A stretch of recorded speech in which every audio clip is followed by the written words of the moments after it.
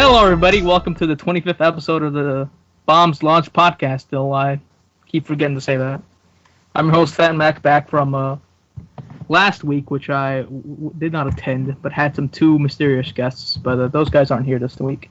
This week's, though, we have a guy that hasn't been on for a long, long time.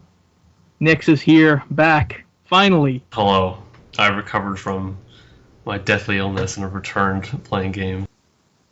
Yeah, you're back on the podcast after your struggle, your fight. Yeah, I've been struggling to date girls and failing at it, so I figured what better to do than go play some video games and talk about it with nerds on the internet. Yeah. Also, Brian's here. Douchebags. Yeah, we're douchebags. Douchebags and nerds talking about games. Oh, yeah. Yeah, I'm not using nerd derogatorily, man. I'm the biggest nerd here, if anything. Fuck, I mean, I'm like an English major. It's pretty fucking nerdy. That is pretty nerdy. English major programmer, anime dude with I Japanese write like 3DS. 2 or 3 poems per week for my classes, and I enjoy it. How do you feel? I fucking hate poetry, but Well, I I'm guess sure I'm like Believer second loves it. there. I'm sure Poetry? Believer. Yeah. Do you like poetry? It's alright. It's Alright. alright. I'd rather listen to one of Shakespeare's plays than read poetry. Tells me a lot about your knowledge of Shakespeare, because his plays are like way fucking worse than his poetry. Okay. Atlas is here. I thought when you said you were talking about somebody who hasn't been here in a while, you're gonna say Atlas, and then you said Nix, and I was like, you dick. Yeah, what a prick. Yeah, I thought that was a play. I thought that was a joke. I haven't heard you talking since we started this. I don't know. Well, bad, we weren't expecting to have Atlas and Nix back on here at the same time. Yeah. Oh Yeah. well. Previously thought to be the same person. Turns out not. Yeah. What a shocker. It was split We have personalities. One of my personalities hates Dark Souls and loves Skyrim. The other one hates Skyrim and loves Dark Souls. It's I Gonna understand tear you guys yourself have been apart. cheating on me with another Brit. Yeah, I was about to say. Trade out the British guy and bring in another one. Just like that. I thought I knew you people. oh yeah, You've been he's on a cool for a long guy. time, man, you know? You gotta get a replacement eventually, you know? Yeah. Well, I think it was a good idea that I went on a little hiatus when I did, but I'm glad to be back. That's good. Maybe not a super permanent thing. We'll see. But I have games to talk about, and that's We'll check your contract after this episode. We'll see how he performed, and you know, Yeah. we'll get our analysts on here. Yeah. Yeah. Our rigid performance review process has to be recognized. Yeah, we got a joke meter. How many jokes you do, and how many people laugh, and you know, just all Oh that. shit.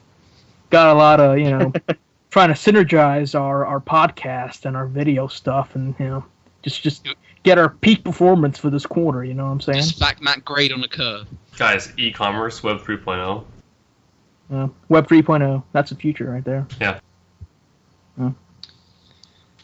You know, we don't need podcasts, man. We Web don't need 3.0 video. is just like everything's a mobile site, right? That's where this is going. We gotta go mobile, man. We gotta get mobile, man. We gotta go everywhere. You know what I'm saying? I thought Bring I the knew this Walkman podcast. back. Bring everything back. We'll take it on. Ghost, can you help me synergize this podcast to space? Be on the Brad with a baseball bat. Let's do that. That's a very good Ramones song. It's alright. I've recently realized that I really like the Ramones, and I think that the Ramones, apart from like Motorhead, are one of the few bands that have more than 10 records that actually never went lower than some level of being okay. But I also realized I don't know any Ramones songs. Probably, like, I cannot recall them, probably because they've released like 14 albums over the entire course of their career. So basically what you're saying is if video game forums are anything to go by, you're basically the perfect person to discuss it on the internet.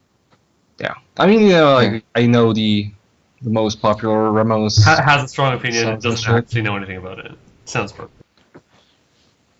A That is perfect the candidate internet. for the Yeah, internet. exactly. You should be a game Fuck you. reviewer. Now I'm even more perfect because I just insulted you. Fuck your mother too. Jeez, man. A fucking Nazi. Nah, we are hitting Whoa, every. whoa, whoa, Also, whoa. Whoa. The Xbox sucks. Can't say Also, the we N-word are here. hitting every point on that list. I don't think anybody's going to disagree with you that the Xbox One sucks, or even the Xbox 360 these days. On I this don't know. podcast, at least. Let them eat 360 crow. Yeah. Let them eat shit. Pretty much. Exactly. It's all about the Dreamcast anyway. So Follow Kami as example. Dreamcast coming back. The greatest console of all time on PlayStation 1. I'd go with PS2, but whatever. They're both excellent. I like both, but I like PS1 better. So there you go. Fucking hipster. I know. PS2 has the one game that I've been playing in the last couple of weeks, which we'll discuss later. Dude, the Hold on a minute. ZX Spectrum is clearly the superior console. The same Goddamn. dude that voiced Marcus Phoenix voiced Waka and Bender. Yeah, John Yeah, DiMaggio. Yeah. I didn't He's know pretty that. famous. That's crazy. That's insane. I'm sorry to take you off. Someone's checking Get on the IMDb. internet and find crazy stuff out. He's also the vampire that runs you through the beginning tutorial in Vampire the Masquerade Bloodlines. Yeah, that's a little Jack fitting, or whatever his name is. He's also the guy from Mad World. No, he's not the guy from Mad World. He's one of the announcers in Mad World, alongside along with Greg Proops. Proops. He's also he's also Craig Would have Marduk. been the absolute best parts of that game had the commentary lines not repeated so damn much after another. I love Greg Proops. I do too. He's a funny motherfucker. Well, I hate him. Ooh, Well, fuck you. Well, fuck you. controversial. Yeah, controversy. Not to bring the number, just see my analysts have said that if we bring more controversy, then more people listen. Then maybe we'll get sponsored by Squarespace. John DiMaggio also voices Craig Marduk in Tekken 6. Oh man, he voiced Gilgamesh in 13 too. Yeah, I was about to say that too. Gilgamesh is like the best Final Fantasy character, let's be honest. He's also the Juggernaut, bitch, in X-Men Legends too. Oh, I thought you meant Dota. I was surprised for a second. The Juggernaut that matters, man. You're in a row, the Juggernaut. Oh, voice actors. So fun to piece together their roles. So let's talk about Dota 2 item buying. I did some Dota 2 item buying Oh. today. No, no. I Nope. decided to buy 25 Nope. worth of keys and open some chests because I love digital gambling, and I pulled out one of the good old $40 unusual Baby Roshan couriers. How do you feel about my purchase? I would express I think- opinion on it if I understood what any of that meant. Okay, well I'll break it down. I made $15 opening Dota chests that cost real money, Okay. and then I got a bunch of free items theoretically because I could sell the rest of my gas if I wanted to, but whatever. He had a key for a chest. He opened that chest. He sold the item for real money. In Dota. Why didn't you keep the item? Because it's $15 he could spend on something else in Dota. So I spent $25. I got an item worth 40, and I got 9 other items, and I could sell all those items for like $1 each, and then one for $40. Yeah, but don't you love Dota? Don't you want these items? Yeah, but then I can turn that $40 into even more items. Right. I got you. Yeah, it's a cycle. He gets more Dota stuff. He sells it. So basically, he gets I more. made $15 over my initial price, plus I got 9 more items, so I can then do that again and just hope I get even more and more and more Dota Yeah, items. it's So I can basic get all the accounting. Dota items. Yeah, I sort of understand what you mean because I went through a little burst of getting into Steam trading cards, trading and sort of that sort of thing. I'm still selling those for like $10 a piece or so. Yeah. I It's don't not really actually care getting about enough the money to cards. buy anything, but It was I got- a useful exercise for me because it was like, which one of these games do I really care enough about to actually have a badge in, and which am I like, whatever, I'll sell these. There's also I don't incentive care for about me the to play badges these. enough to kid him. Yeah. So I got That's to the why I level sent- 2 crafted badge in Crusader Kings 2, and I felt pretty good about that. There's incentive for me to open these old games I've been playing a long time. I'm like, hey, they got cards. So I'll just play Yeah, this little totally. game and just leave on the computer and then get the cards, and that's it. It's one of the reasons why I played Yeah, those- Half-Life 2, those but maybe we'll get to that a bit later. Those incentives don't really do much for me. Like the only one is like if I just feel like playing it for my own enjoyment, not necessarily just to get some cards or achievements or other things. Well, I don't play Steam games a lot, so I just open them up and just get some cards. I don't know. open them up and Speaking of games, some idle. Nick hasn't been here in a long time. What have you been playing, Nick? It's a long story, you know. Let me begin. The tale aside from begins. Dota. Tale begins weeks ago when I decided that I wanted to play Monster Hunter 4 real bad, and so I was like, well, that's gonna be like $350 of import fees. Yeah. So I collected up in my grubby little hands many of my old PS3 and 360 games and my Japanese or my American 3DS. And I took it all down to the old GameStop where some ladies very begrudgingly bought them off me for about $360 in store credit. So I bought my Japanese 3DS and Monster Hunter 4. And You gave all your games or some of them? no, just the ones I didn't like. You'd be surprised at. Oh, so let me tell you. Actually, funny enough, Shout Out to the Damned. It's worth $0. $0. They wouldn't even take it. Wow. They wouldn't even take it. I love it. I was like, take it for free. I don't fucking want it. They're like, no, we can't actually take it. I'm like, oh, God. GameStop wouldn't take my copy of Quake 4 a while ago. And there's some. I wish I still had the receipt because there's some that are really funny. Like they're like 0.05 cents. I'm like, dude, I don't. That's not even like whatever. But no, I mostly just sold a bunch of shit I didn't care about, like any 360 game. Huh. But I kept my copy of what's that game called? The shooting RPG. That's specific. I know. Resonance of Fate. I'm still kind of sick, so you gotta come me some say. Resonance of Fate. That's the only game I kept, which is fantastic. So whatever. Anyway, so I got it all back in Steam cards because apparently they can do that now, which is really fucking broken. So now I can buy $350 worth of Dota items. But Monster Hunter 4. Great game, as you may imagine, if you like Monster Hunter. If you don't like Monster Hunter, you're probably not going to like it very much. But the new stuff they have added is kind of I guess I'd say Diablo style of loot system. It's not quite like that, but in previous Monster Hunter games, every piece of gear, whether it be armor or weapons, had a very specific amount of, attack defense. You okay over there? Anyway, and there's various skills like, attack up, defense up, hunger down, whatever, pick your fucking poison. And they'd be on, like let's say, armor from a specific creature would have poison resistance, and you built all the pieces of that armor, you get like plus 10 poison resistance, which would give you the first level of the poison resistant skill. But now they have a system by which you can acquire basically randomized gear of weapon and armor variety, so you can end up with a lot more robust and flexible customization options. Because in the past, there were always kind of like just sets of gear that you would just build because, like, why wouldn't you build this? Because it has sharpness plus 2, high-grade earplugs, and then like ESP or something.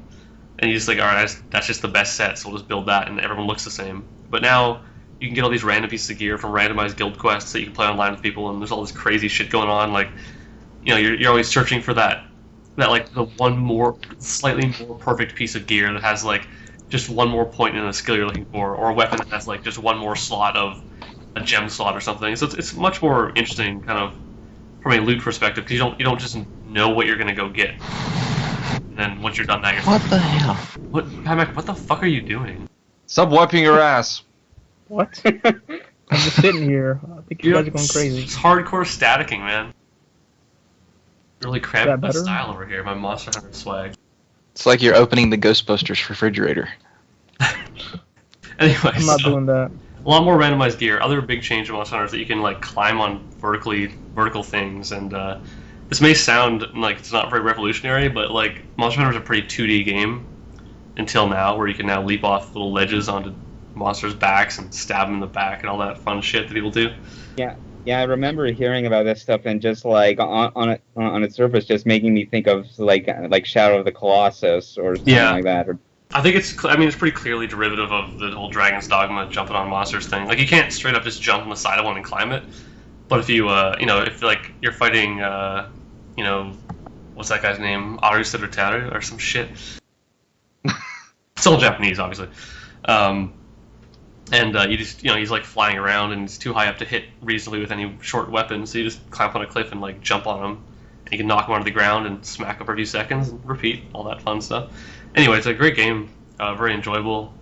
There's kind of like a randomized dungeon system as well, which is kind of neat, where you can go out and just explore like a randomly generated kind of ruins, which is a new thing for Monster Hunter.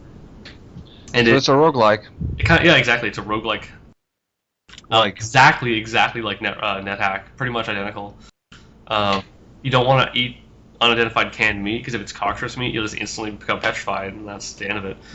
But there's randomized dungeon, randomized loot, and so it kind of adds a lot more replayability, especially to someone who's played 300 hours of 3G and 100 hours of Portable Third and all that. So great game, highly recommend. If you Do you still hunt monsters? Let's play some Monster Hunter 4. Similar. Do you still hunt monsters? No, you don't do that anymore.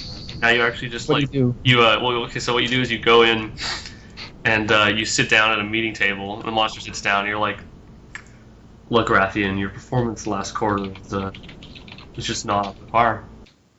And he's like, "Well, what if I gave you 6 flame sacks and 20 Rathian scales?" That'd be alright, I could use some of that stuff. Atlas, for the record, it's nothing like roguelike or NetHack. How was Monster Hunter 3 on 3DS?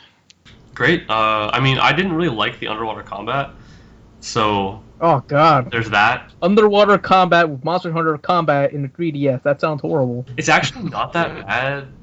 It's not as bad as you'd think it would be. Like, underwater combat always sucks, and in Monster Hunter, it's fine, but it still sucks because underwater. Anyway, so they took that out for 4. I didn't take it out, but they don't have it in 4. So I'm like, yeah, thank God, don't want to do that. That already does sound like a major improvement. Yeah, I played Portable Third, which is basically 3 Portable Third, 3G, or 3 Ultimate in the US was the progression for 3. And so 3 Portable Third had no underwater stuff, which is why I played that one primarily. And, you lose monsters, whatever, but, Yeah, my only exposure to Monster Hunter was the 3 Ultimate demo, and I hated the underwater combat, in that 1 segment they had. Yeah, once you get to a certain point, there are only certain monsters that you actually will fight underwater for any reasonable amount of time. Like Plesioth, you can basically just kind of fuck around. Sadeas is the boss you actually fight underwater, and he's so easy it doesn't matter. But in 3, so how does the online work exactly? If this is a Japanese copy. You just go into the lobby and you look for a game based on what monster you want to hunt, or you can just host a lobby and post a monster and people will join. The way is it any English players, or is it all just Japanese? Oh, it's all Japanese. Yeah, there's probably English players, but I don't know. I just use pre-made Japanese phrases to say hello and shit. It's whatever. But so the way that the guild, Monster Hunter always has what's called a guild rank. Or a hunter rank, and so you start at what's called low rank, which is hunter rank 1, 2, 3, and there's high rank, which is 4, 5, 6. And once you finish hunter rank 6, you unlock kind of unlimited ranks, and so it goes up to 104. And you gain ranks way faster after 6. And so once you unlock it, usually you jump up to rank 37 or something. And there are randomized guild quests based on your hunter rank, and so at level 40 you're getting pretty good gear. But the gear you're going to get at level 100 is way better. And each quest is randomized, so you can get a quest that has, maybe it'll give you a sword that has very, specific stats on it. And if you like that quest, you can save that quest, and you can run that repeatedly to get the sword or to get the drops you want.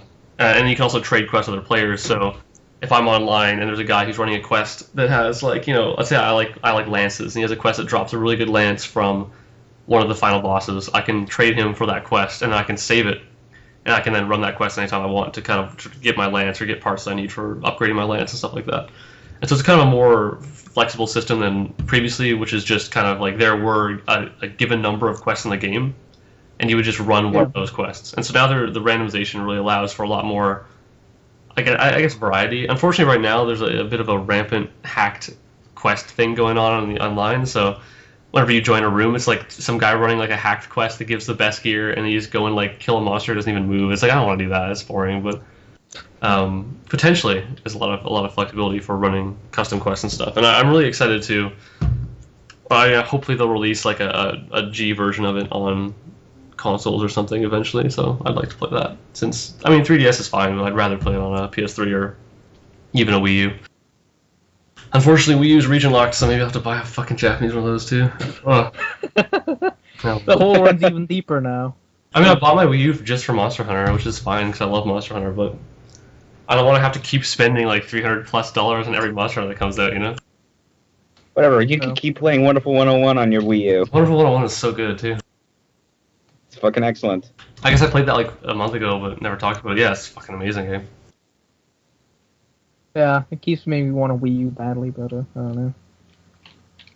Well, if you come to tough. Toronto, I can sell you a Wii U. Alright. You play anything else except Monster Hunter? I played a little bit of Mercenary Kings, the old alpha, or not alpha, beta, whatever. Is that out yet, or is it still? No, it's still access? in development. God damn it! See, early access is ruining games. It's really good. It's ruining it. I think games are out, but they're not, and they're in early access, and it's driving me crazy. So It's released already. Get out when you're ready. Mercenary Kings Do it is when you're like done. basically Monster Hunter, but with Metal Slug. God You don't damn answer my it. question. No, Don't answer my it is. It please. seriously is. Like the mission structure and like the loot structure is like 100% inspired by. I mean, they don't pretend it's not. It's just awesome. Yeah, I know. I'm just sitting here thinking, what are you doing with your You go life? for playing Dude, actual that's not Monster my Hunter life. I'm living fucking Monster to an Hunter. early access Monster Hunter. game that is inspired by Monster Hunter. I mean, Guys, you know, someone it's plays like with Monster Hunter games. it's like with music, you know. Words inspired by Monster Hunter, I'm instantly interested in your game, whatever it is. I'm like, yeah, inspired by Monster Hunter, I'm in there. I fucking love it. It's like like with music, like as every band after like the 90s or etc. has a touch of the Beatles and a touch of the Velvet Underground. Yeah. And every game has a touch of Monster Hunter and Mario in it. But you gotta understand, when I say inspired by Monster Hunter, I mean fucking inspired by Monster Hunter. Like, you pick up missions in the exact same way. You do urgent missions when you've finished all the prerequisite missions, and then they unlock the next rank of missions. You go out and you do different hunts that like gather this many things, or kill this boss, or whatever. And sometimes bosses will try to escape and leave. You don't kill them fast enough, just like Monster Hunter. Like, it's not subtle at all, but hey, Monster Hunter's a great game, so if more people ripped it off. Mercenary Kings is the Metal Slug game, right? It plays like Metal Slug though, yeah. And I don't know, I've really been. I enjoyed the 20 minutes I played when I went to get a sandwich this morning and played it for 5 minutes or whatever. Alright, that's cool. Other than that, I'm playing a little game you might have heard of called Dota 2, and No one wants to hear about it. played some Final Fantasy 14s. Did you hear about that patch, bro? It's going fucking crazy. And oh yeah, I mean I hear about that patch. Yeah, it's fucking awesome. 6.79. People are so Insane. mad. The angry reaction is my favorite part because everyone's like, "It's fucking League of Legends 2 now. Quit this game for Kind of is. fucking It kind kill of is. myself." Because like. It kind of is. I don't understand how balance works, and I don't understand how games evolving works, and every single patch people say the exact same thing, yet they never learn the lesson. But, You should play. I should play League of Legends instead of becoming League of Legends. That's what I like, should anyone do. who's complaining about 6.79 is just, like, go read the, 6.5 patch notes and they'll fucking shoot themselves. Like, Patch notes killing people confirmed. yeah, but the biggest change by far is, like, the offlaner buff, basically. So I guess we should explain what the fuck that means. So in Dota... No, I think. Go ahead. So in Dota, there's various like laning structures where you have certain numbers of heroes per lane. 2-1-2 is the considered standard for pubs. 2 top, 1 middle, 2 bottom. But more commonly in professional games, it's 1-1-3, which is a what's called a tri-lane, where 2 people support 1 carry, which is a character who does more damage over the long term in the bottom lane, or sorry, the safe lane, which is bottom for Sentinel and top lane for Scourge. Sorry, Radiant and Dire. Whoops. Anyway, Warcraft. This is the worst God. description of anything ever. Yeah. Long story short, the solo offlaner is someone who has a bit of a hard job because they have to survive theoretically against people without. I like that Nix assumes that the rest of you guys know what safe offlaner means. I said solo. No, I don't even fucking beyond that, care. the people that are listening. Okay, so the people that offlaner listen is to a this- harder lane where you're going to be facing against the enemy's carry and their 2 supports. So you're going to be 1 versus 3. You can understand that concept, 1 versus 3. So you basically need to like avoid taking damage and then kind of like hang back and be passive. So one of the changes they made is that you can now disjoint, which means to avoid an attack by going into stealth or by using an ability which disjoints, like a push or a teleport, many more moves than you could previously. So characters like Weaver, who have a stealth ability on a 6-second cooldown, can now essentially dodge every single projectile they would not have been able to dodge previously, like, Vengeful Stun or Phantom Lancer's Spear or, whatever. And this is a huge buff to survivability of the offlaner, meaning they can be more aggressive, they can be in on the fight, getting last hits and denies and all that fun stuff that you guys have heard about when people talk about Dota. So it's not a guaranteed hit, basically. Yeah, pretty much. So now, like, it used to be that if Phantom Lancer casts his Spirit Lance on you, no matter what you do, if you blink away, if you teleport away, if you go invisible, it'll still hit you and do the damage. But now you can avoid it. And so a bunch of skills were changed like that, which makes it a lot more powerful. Another thing they changed was, I don't know, I'm going to jungling changes. So you guys have heard about jungling? So basically jungling is when you go in the forest. So Nix. Yeah, what's up? So The people that know what you're talking about already know what you're talking about, and the people No, that unfortunately they don't. play Dota are probably like, well, the people that don't are probably like, Let's allow Nix his filibuster. I'll just give you I know. the jungling explanation. So here's the change, right? Imagine this. There's a Imagine neutral this. camp. There are 3 types of neutral camps, all right? Easy, medium, and hard. There used to be a medium camp where that you could attack and you could bring it into your lane and it would stop your creeps and would kill them. All right, got me so far. This is beneficial to you because if neutral camp kill your creeps, the enemy team does not get experience. All right, got it. Mhm. So now they have switched the medium camp with an easy camp, meaning that the creeps are not strong enough to kill your laning creeps without. I mean, they're basically just way too weak to do anything useful.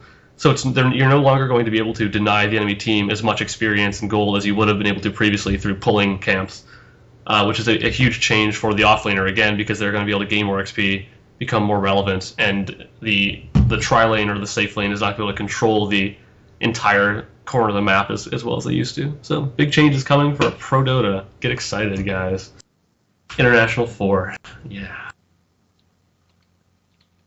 you guys get all that? Fucking love Are it. the international? I understand. Go ahead. I'm sorry. Is that Dota tournament that they had earlier this year? Was that archived? Or... Yeah, of course. A lot of people who don't like Dota said they enjoyed watching parts of that. I Yeah, wouldn't so watch there's a lot more the thing, human I'm just- than most tournaments are. And Hell, Jeff watched some of it. Yeah. You could. yeah, it's my first time watching. Really, Yeah, I think competitive- Jeff said he watched a good bit of it. And he was You can like, watch "Yeah, all this the is games in the actual Dota client if you want, and you can use all the tools and look at gold per minute and all that shit if you're into that. But And they had cards. if you just want the casual observer experience, I would recommend the streams because they're going to do a lot more explaining what's going on and that stuff. Like I'm one of those weirdos who doesn't watch with commentary because I'm like, bro, fucking do You know what's going on. commentary because I'm so good. No, but like, yeah, no, you just Except you watch I watch the with soft drink friends and we talk commentary. about it, and I don't need like Toby Wan. Like Toby Wan's good commentator, but I don't need him talking over Dota because I know what's going on. Like, I can he understand charges that comics because or- I try to watch my football without commentary. Yeah, I know exactly. Yeah, anyone who watches professional sports can basically like identify with a Dota watcher. You know, like if you know enough about the sport, at some point you're like, I don't need someone explaining like why the guy's kicking the ball. Like, because sometimes Dota commentary does get a little bit reductive to like, I mean, there's This guy is killing this guy. right? It's like there's a problem where the guy's talking about it in a way that's like so impenetrable that no one who's new to the game is ever gonna know what he's talking about. Kind of like the problem I have when I'm trying to explain Dota. And there's the other thing where the guy's talking about it so simplistically that it's not actually telling you anything. It's like, where's the balance? I don't know. It's hard. I'm glad I'm not a Dota commentator because I have to figure that out. They should balance that in patch notes. Exactly. 6.8. All this fucking Dota talk makes me want to play Awesome Knots. You should play Dota. No, I want to play Awesome Knots. What if Awesome Knots was a top-down perspective and had like 98 more heroes? It would suck. And it has items You that you need to buy and use. don't have to buy them. You can. You probably should. Probably should. Love Dota items. Alright, enough Dota talk. Next, that's it. I bought a cute hat for Lena the other day. It's pretty adorable. Stop. I'm stopping you. Enough. It only cost me 86 cents, guys. So worth it. Anyway, yeah, I'm done my Dota. Arclight Gamer, talk to me about God Hand, the fucking greatest game ever. Fucking A. God hand. Yes. Yes. Yes. Yeah, so Talk to me, Just talk- the thing that like just spurred me to like play this game again actually came from the Wonderful 101, where there's like there's a mid boss that you fight like with like one of your units solo, and one of her attacks is like she blows like a heart shaped kiss or whatever at you, and when it hits you, it turns you into a dog. Not unlike the first fight with Shannon, in which he does the same attack and turns you into a little chihuahua. Yep. And that reminded me, Oh, fuck, God Hand is so awesome. like- I need to play that again. Isn't that exactly the same thing in Wonderful 101? Yeah, that's exactly what Oh I yeah, described. okay, that's what you're Yeah. saying. God, I was like, wait a Yeah, second. yeah. That's really- Bijon blows a kiss at you, Shit. and it turns you into a fucking dog. But yeah, I just decided to play that again, and like this. Yeah, this obviously this isn't my first time. Although I will admit straight up that I have not actually ever beaten God Hand. Yeah, it's pretty hard. Yeah. Just it's so It's tough. fucking hard. Yeah. But it's still just so fun to play regardless. Just the action, just the amount of tools that you have available to you right at the beginning, like from all the just your basic combo string, your guard breaker, your charge attacks, and the dodge system, coupled with the God Hand and roulette orbs. Like it even in the very beginning stage, it gives you all the tools you need to excel at it. And you only really have to blame yourself whenever you get killed because you weren't using your tools properly. Yeah, it's I love how open and free it is, and just the amount of crazy stuff you can do in that game is insane. Like, you do so many awesome combos in that. Yeah, definitely. Just how even like sacrifices, like any like real like nice coherent visuals or anything, just for the sake of like of pure gameplay. Just because like whenever you get the camera up against the wall, it's just going to like clip, like the walls are just going to like clip through or like disappear constantly, and just like see like the void in the skybox behind it. Yeah. But that doesn't matter because you want to be able to like see the enemies that you're trying to punch or dodge. You don't need to look at stuff. You need to punch this guy to death. That's what you do. Yeah, just punch him, use the guard breaker when they put their guard up, and then dizzy them, and then either just like pummel them or stinger or like suplex them. It's just amazing. I honestly believe it's Shinji Mikami's greatest game. It was an IGN that gave it a. Yeah, 3 out of 10. Yeah, and they named it like top best PlayStation game. 4 points lower than Imagine Babies, you might notice. That's nuts. Yeah, incredibly. Like I haven't even played it, bad. and I haven't even played it, and just from what I know about it, it looks, actually sounds a lot better than the 3.0. Maybe not a perfect 10, but Definitely is. I mean, if I released a game and IGN gave it like a below a 4, I'd probably be like way happier than if they gave it a high score. Yeah. Since it would tell you something about the kind of game it was. So alongside like playing the game, I've also been just like consulting, like just to get myself back up to speed because it has been quite a while since I last played. Like just watching playthroughs and like arena matches from the game, just kind of getting a feel of what sort of like strategies I should be employing, and like in general, like when it comes to like my like triangle or X moves or any of the moves that involve a button press while pushing back on a left stick. So I still use a guard breaker. I still have a charge punch for getting enemies into the air and juggling them. Yes, man, kablam, essential move if you really like to abuse God Hand.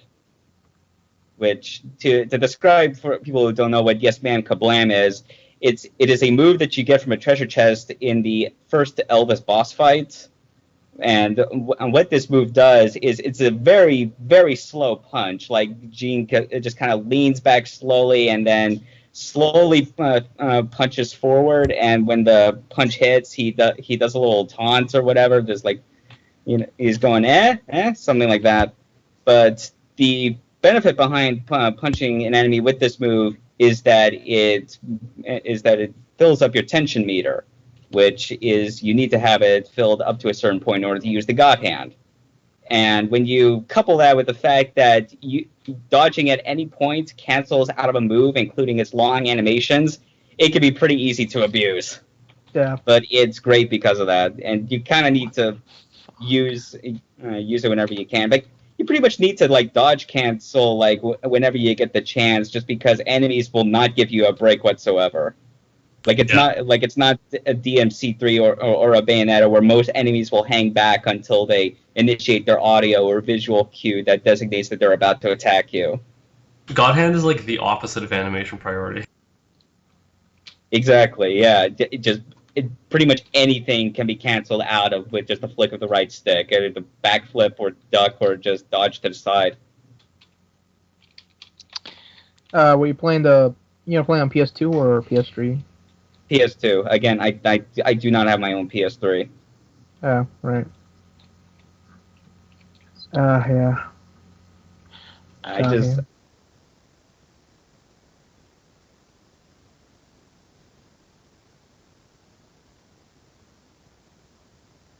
Hello, am I still connected to this call? Hello? What happened? Hello. Did you drop out? Hello? Hello? You can hear me, right? I can hear you guys. I can hear you. Okay. What just happened right there? I don't know. Like suddenly it just dropped out briefly. I don't know. What You were was I gonna say?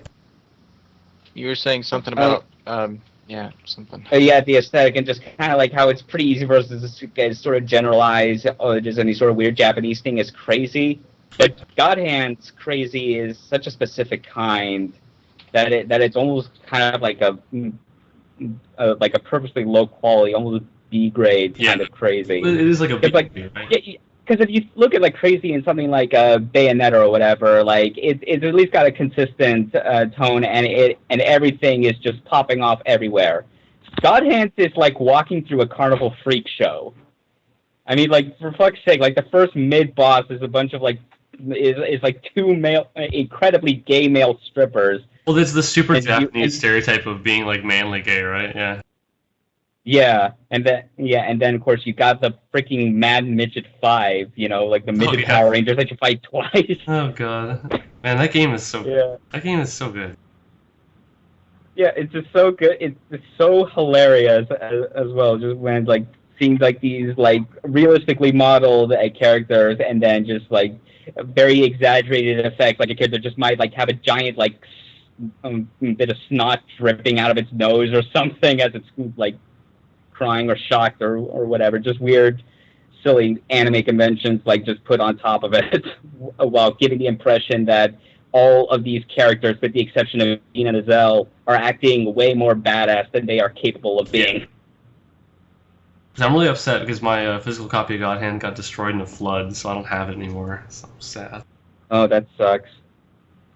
I mean, I could buy it for like $25, but that's all I can really think about for God Hand. I'm planning to play more this weekend, especially since tomorrow is actually my birthday, and I plan to just Happy birthday! Happy birthday! Happy birthday. Tomorrow! Yeah, so yeah, just my birthday. With all the schoolwork and shit that I've been busy with, I am going to just dedicate all of tomorrow to me playing God Hand and nothing else. I don't give a shit about work. It's my goddamn birthday. I deserve it. Don't forget to log in Yeah. to Hatsune Miku That's with the Diva spirit. to get your birthday. I see lights when I close my eyes. With you, I'm lost on the other side. And we're back. Skype likes to fuck up things, so thanks, Skype. Blame Microsoft. I gave Arclight, you got anything? 1 out of 5. Yeah. You play anything else, Arclight? Well, no, not really. I mean, like, God Hand was just something that came up in the last couple of weeks, but like in between that and the last time I was on, I was still playing a bit more Wonderful 101 and tried out a bit of the Pac-Man CEDX Plus on Steam. Yeah, I mean, that's a game. It's good. It's Pac-Man CEDX. It's still awesome. Good. It's fucking like. That's a very good review of Pac-Man CEX. Yeah. What It's else do you need? Well, like I said, there's perfect. one thing I kind of have to like levy against it is this is more just a personal thing for me, but like they besides the achievements, they also like included medals or whatever, which are like additional challenges to complete. And one of them though is like basically you get by submitting like by posting like one of your achievements or medals on Facebook, and fuck Facebook, and I do not want to partake in that. And it sucks because like unless you like complete all the medals, you won't be able to unlock like a classic Pac-Man skin or whatever, like original ass like pixel Pac-Man ghosts and everything. At least that's what I recall hearing it was. I thought you could. I bet you can just download like, something. manually edit the Yeah. files and give it to yourself. Yeah, I'm sure there's probably like a manual like or like a save or whatever I could download, but I don't know. I'm fine with the stuff that I got it anyway that they put into that game. Guys, achievements. Achievements! Whatever. Which one hold the achievements? Achievements for that game are easy as hell to get anyway. Alright. Achievements on top of achievements. Achievements for getting achievements. So let's talk about the achievements for Good the talk. I heard you like achievements. There we go. What's up, Nix? The Stanley Parable has the best achievements I've ever seen. I need to see them. Oh, I really need to get the Stanley Parable. Yeah, the Yeah, I've demo been achievement thinking alone. about that. Okay, I won't we're gonna spoil do this. You fuckers, some of you fuckers gonna get the Stanley Parable, and you're gonna tell me how much has changed from the mod version. It's better. Trust me. There's some really funny stuff in there. Oh yeah? I'm not going to spoil anything, but I will tell you that the best achievement is don't play the Stanley Parable for 5 years. The That's fuck? and there's another achievement called unachievable. This achievement is not possible to get. Awesome. So good. So could you get the 5-year that. one by setting your system clock ahead? I 5 years? assume it syncs with the server, so no, right? Maybe. Yeah, I mean, I guess it's worth a try. Yeah. I'm going to buy that game a day If you really before want it it's badly, you can like just use 5 years from the premiere. Steam Unlocker to manually I unlock these think games. after this podcast, I'm actually going to buy the Stanley Parable, like, pretty much immediately. I have to play this now. There's a really Yeah, the really demo amazing alone was part, incredible. Yeah, like, the demo, or, like, yeah. like, the thing I heard about that, like, is, like, apparently just different scenarios from what's actually in the full game. I don't think so. I don't know. There's some different stuff. I don't want to say anything. Yeah. Oh, yeah. It's one of those games that you can't I really definitely talk feel more about. compelled to get the game now. I do highly recommend that you try to do the achievement. Click on door 435 times because it's not. It's great. It's worth doing. Yeah. Click on a door 435 times, or click on door number click 4. on door 430 5 times. I mean it. Okay. You trust me though. It's not that simple. It's really funny. I bet not. I just Yeah. wonder how much has changed from that mod. Significant amount. It's basically okay, whatever. I mean, I'll tell you privately. Okay. Because I'm familiar with the mod. Yeah. everyone- Play the demo and buy the Stanley Parable. That's all we have to say.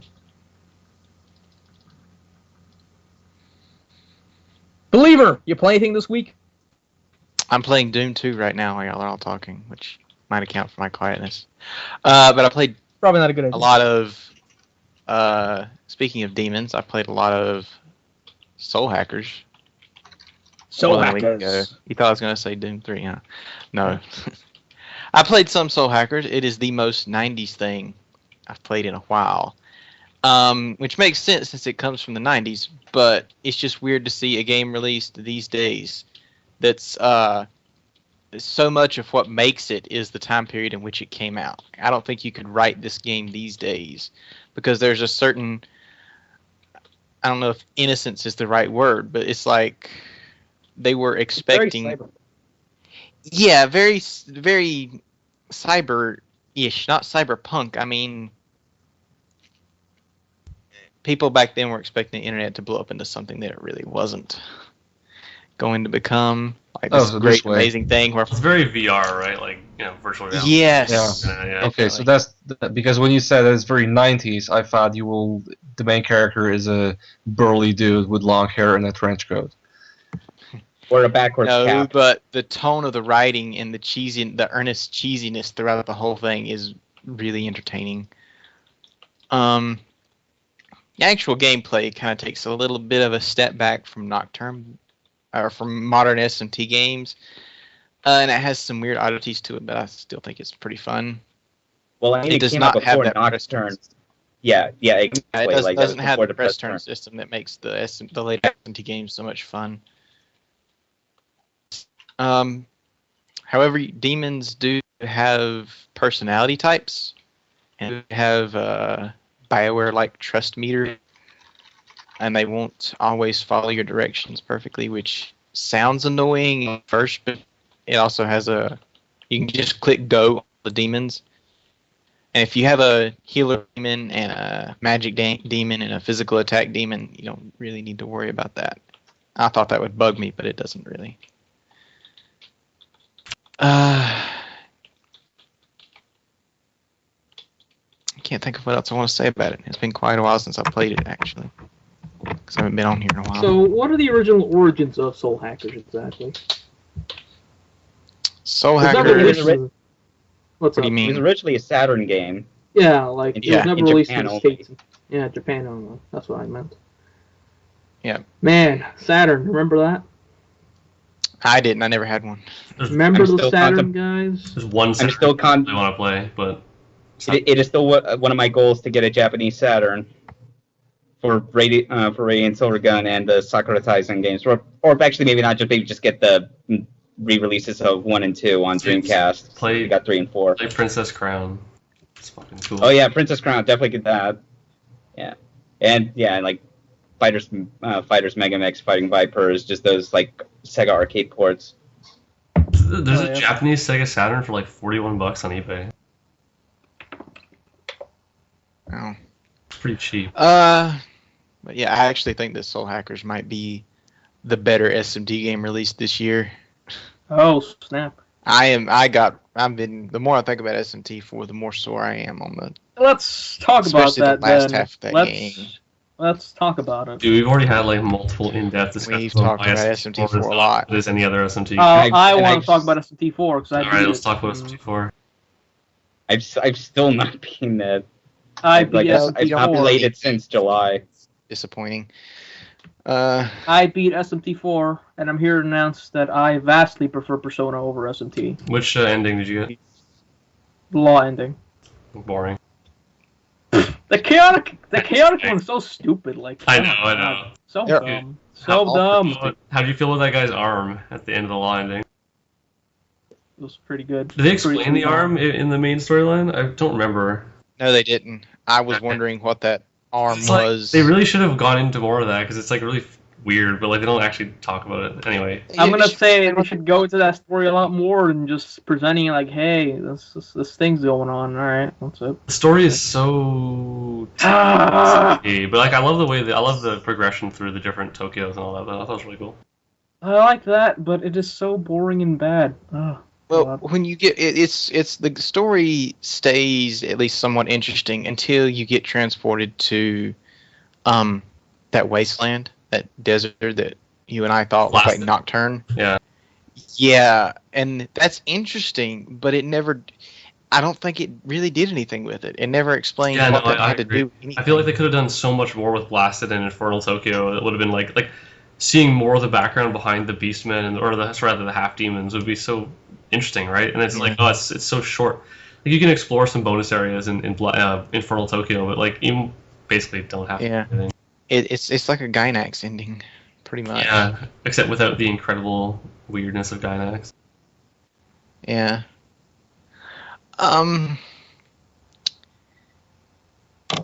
Yeah, just SMT4's last half is so disappointing. Well, it's like after Yeah. Nocturne, like I don't even know what you would do to make it better. But Yeah, I don't necessarily need something to be better than Nocturne. I just need the Yeah. last half of the game to make some fucking sense.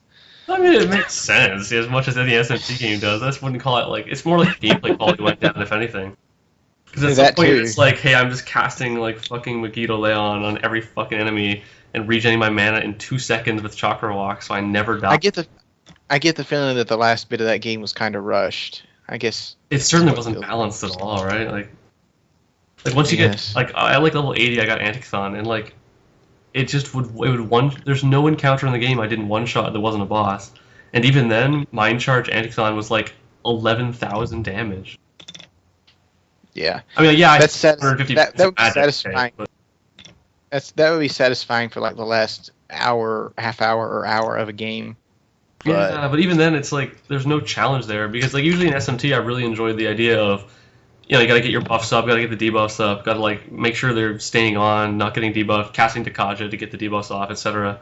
Whereas the final few bosses in SMT4 was like Mind Charge, Antichthon, and my healers are spamming Salvation, which is a full heal, full resurrect, and cures every status.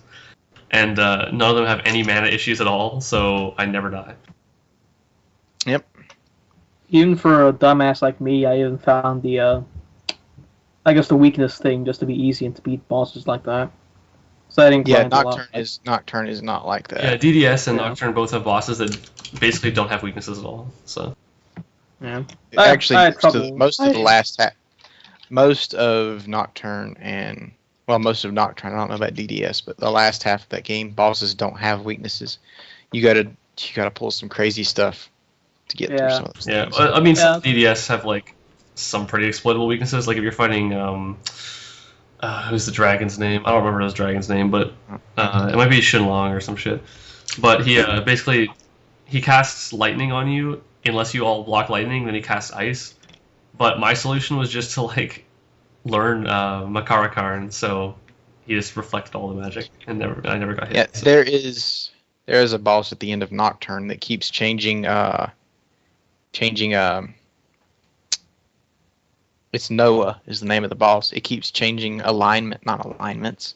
Yeah, weaknesses. Elements. Rain is dead. It keeps changing what it's weak to. So it'll change to using Zeo all the time, and you can only use Zan's skills on it. Anything else you use will mess with it. Yeah, Nocturne doesn't have Terra, right? Huh? I said there's no Terra in Nocturne, right? That's a DDS thing. Because in DDS there's Earth skills, which is like one of the only games where they have Earth. No, there's no. It's Okay, just yeah. the main four. It's just the main four. Got it. Yeah. And Hama.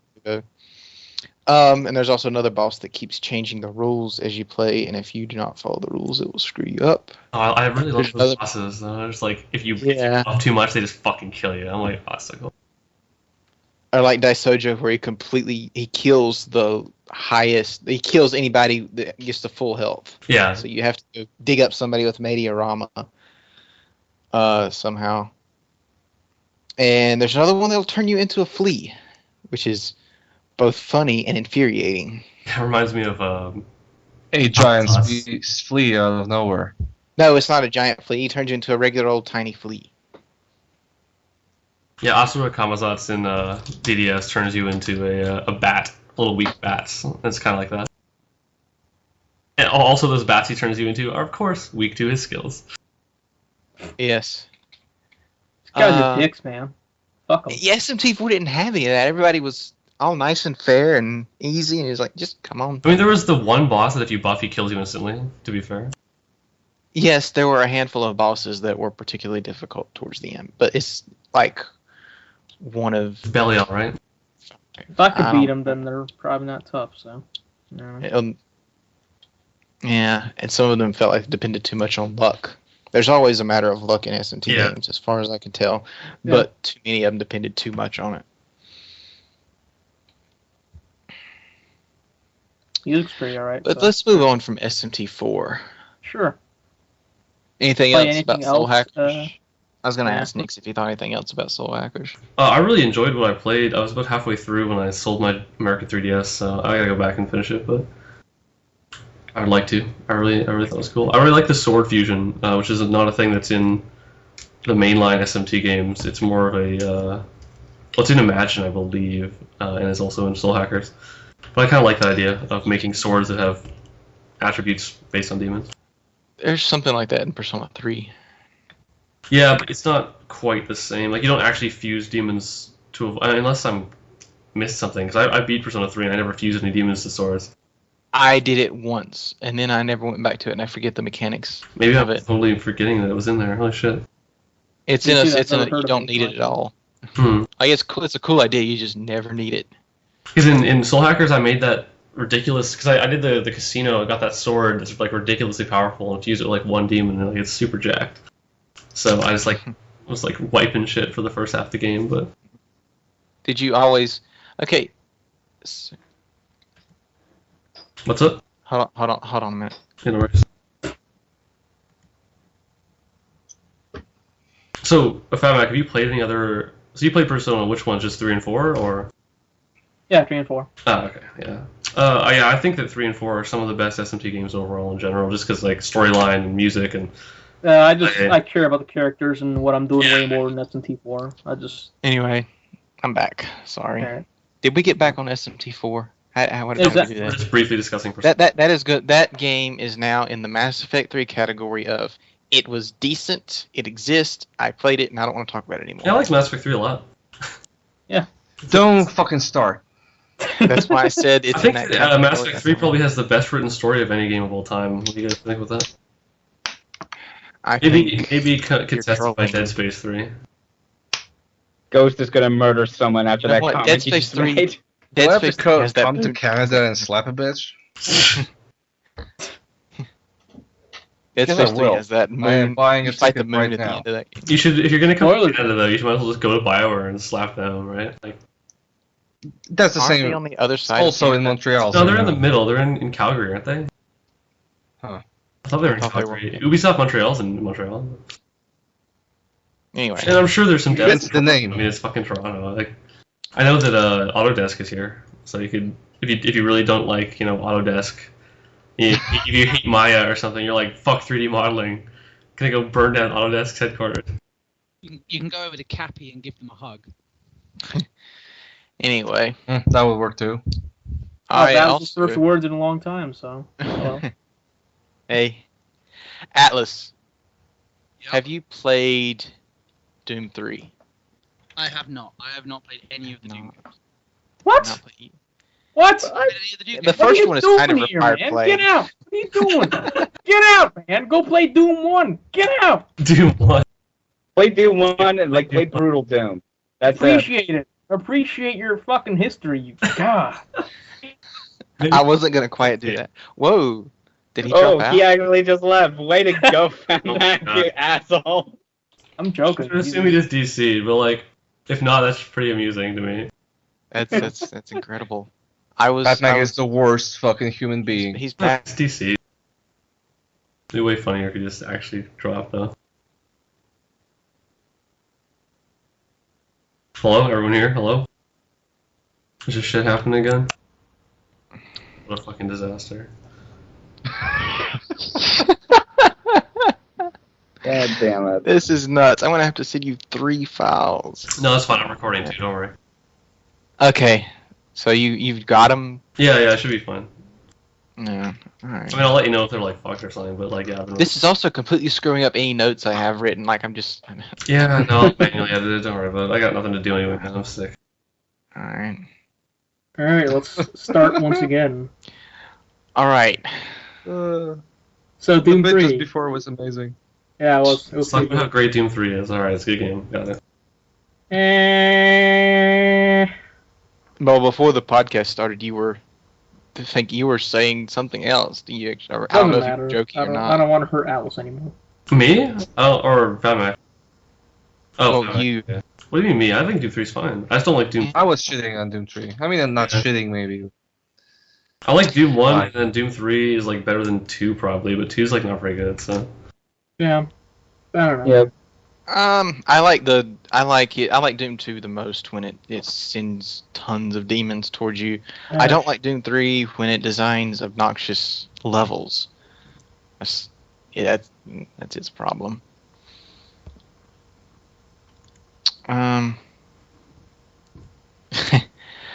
But I like Doom 3's atmosphere. I feel like it does a really good job, especially with lighting and with the design of the areas you're in. I think it has a really great sense of place. Like it feels lived in. I can understand why you wouldn't like it because it's so dark all the time, and because the color scheme it changes some, but not It's really. like silver and pink. Don't you love those what's that called? That term? Monster closets? Yeah. Yeah, there's a lot that doesn't bother me. I think the monster. I really closets get do- the feeling that the space station in Doom 3 is alive when I find an audio log in the fridge. Audio logs, right, guys? Dude, I'm gonna like That's when some I disaster. remember that Doom 3 was the first game to go on this fucking terrible design decision of putting all your relevant like flavor info in fucking audio logs and Well, then putting blame System the least Shock then for relevant Well, place. it's like with the real audio log problems, right? It's not the audio log thing. It's when you walk around and there's like a fucking complete tape player with the tape in it already on every table, and you're like, dude, you put Yeah. like 26 tape players in this building. I just love it when the worst part about audio logs is the fact that they are never in places where it makes sense. Like it's always or they're always arranged in a way that like when you like Yeah. follow them, it like tells the story in a Yeah, coherent yeah. manner, which System Shock most 1 of- really does not do. Yeah, like most everything Final is Shock jumbled Infinite all also over has the that place. That you problem. have No. Like you have Most to of Doom piece- 3s are on. Most of Doom 3's PDAs are sitting on desks or next to dead people, though. Like rarely do you find I love one PDAs next to dead people. in a Ooh. vent. I was riding this PDA while So you someone was read, fucking it, and it's like, Yeah. Well, it's Also not. deter I didn't say it was perfect. I said there's an effort there. spreadsheet. Hungry. Also, I know, I for just PDA. wanted to make Think that. about that for a minute, just how old that feels. Well, this is Yeah. 2004. I just remembered a game that I played that's really good. I need to briefly mention it. Resident Evil Revelations is like a great Resident Evil game. Great segue. Yeah, it's way better than 6, and I liked 6. Audiolog, Nick's Iron. Audio log. Wait, what? There are no audio logs in that. Wait, what? What? You like Resident Evil 6? Yeah, it's a good game. Fuck you. You just have to It's okay. No, look, guys. Fuck. Resident Evil 6 is a beat 'em up, but you can also have guns, right? Yeah, I come to review. That's how it works. That's how it works. It's a beat 'em up game, but you can get some guns. Just don't treat it like a shooter. Yeah, Okay. they accidentally made Devil May Cry make Resident Evil 4. That's Yeah, what they it is. accidentally put guns in it, but it's really fun. It's like it. So they did a reverse. Yeah.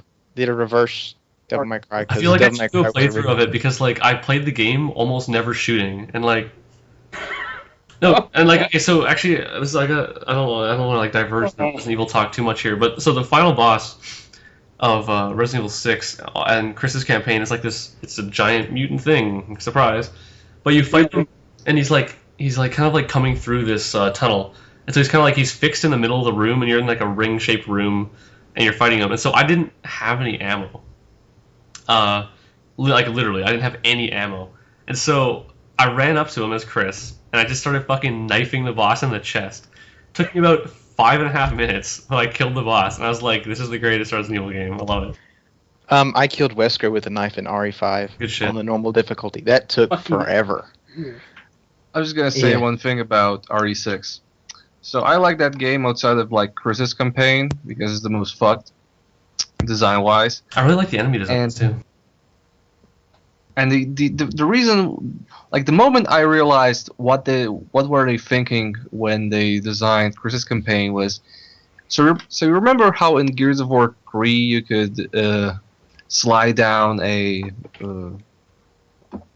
sling, etc. with collets or like on a abandoned playground, right? Yeah. There's an exact trying same to think of- sequence shoehorned into RE6's Chris campaign, where you also can do the exact same shit, like go on a rocking horse, etc., etc. And it just occurred to me that someone in Capcom just saw bits and pieces of Gears of War 3 on YouTube and said, "Hey, let's make that game because that's what Westerners like."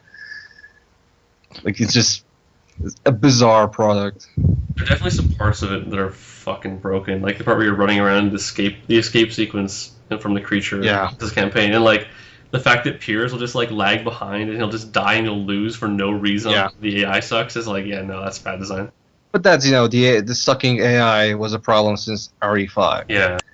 Like they went around the problem of like we made a co-op game, so to force people to play in co-op, we just made the AI shit. I don't know if RE6 had the same problem RE5 where the Intentionally fucking. bad. Oh, it's not that bad, but it's All right. still- Well, I haven't played RE6, so whatever. But in RE5, you had the problem where you tried to do your inventory. You had to do it with both people, with Shiva and Chris. yeah, I did beat RE5 single player the first time. Yeah, it was a I hassle. had a lot of fun with it, but that Yeah. game, I can't imagine going back to playing that game I single like player after I RE5 beat at it. the time. You guys should try Revelations because it's like a lot more I old school. want to. Me too. I'm gonna play it.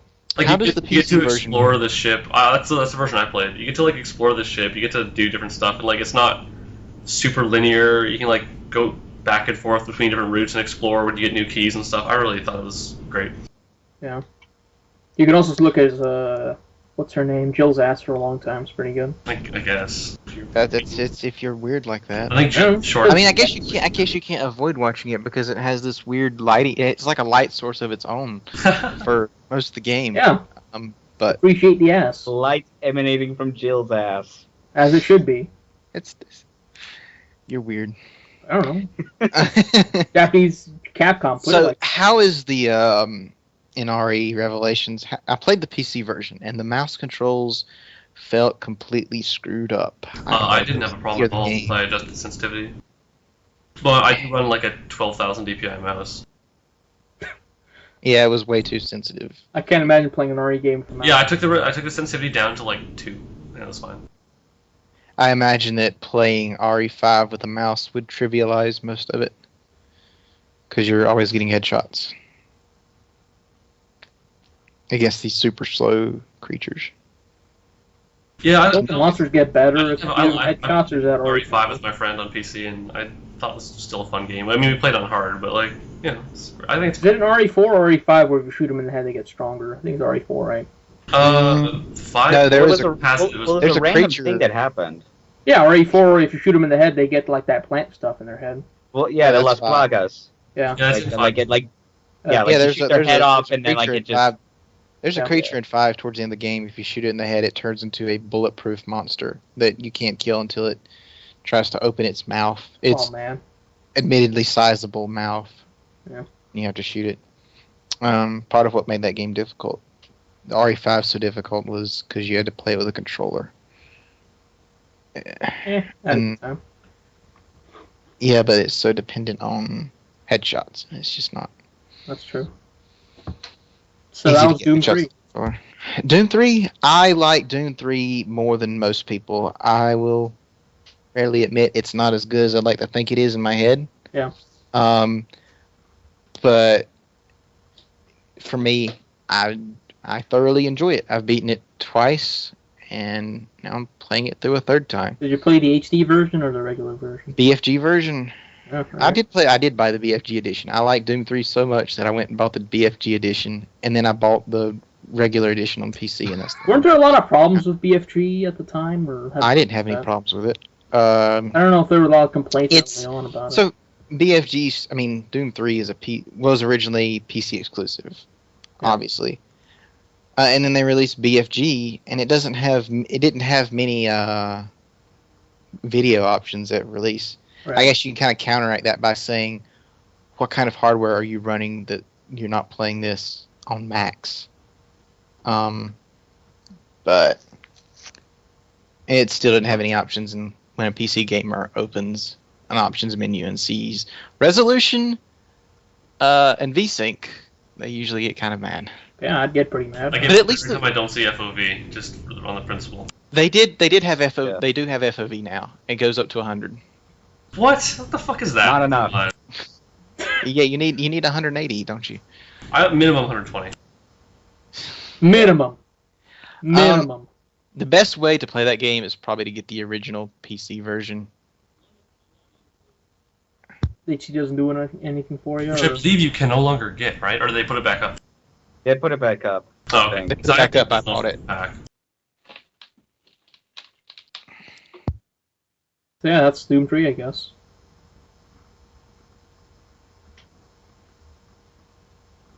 Hello. My problem Thank you. with Kings looks like my problem with Doom I'm back. 3 is My brother was giving me food. That's cool, brother. Yeah, he went and bought me a burger. I had a brother who buy me food. Yeah, I want to. food. So, what's up, Ghost? What don't you like about Doom 3? my problem with that game is that that game was advertised, and it is a horror game, and I didn't find it especially scary nor atmospheric. Yeah, that is true. Yeah, I think that parts of it are though. Although that might be my problem because I played Silent Hill 2 at a young age, and it kind of broke me. Well, Well, you're a fuck I've- human being. That's what I gotta say. I don't play many horror games. I don't think that I've never been terrified of Doom 3. But I do think that parts of it are pretty unsettling. Like there's a part, not the best, but the scariest part of that game is about 20 minutes where you walk Scariest part of the game is into the options menu. Hey, you go to the next level, and the power's not off, but the elevators aren't working, and you have to go start them up. There are no creatures that actually attack you for about 20 or 30 minutes. They just scrape along the walls and crawl on the glass and windows. It lets your imagination do most of the work, and that part is pretty effective. If the rest of the game, if the rest of the game had been like that, it would probably have been downright terrifying. maybe but it's not that hard, but you know. I don't know. I just never found it very atmospheric and shit. It had a good shotgun though, Yeah. as part of the course for a Doom game.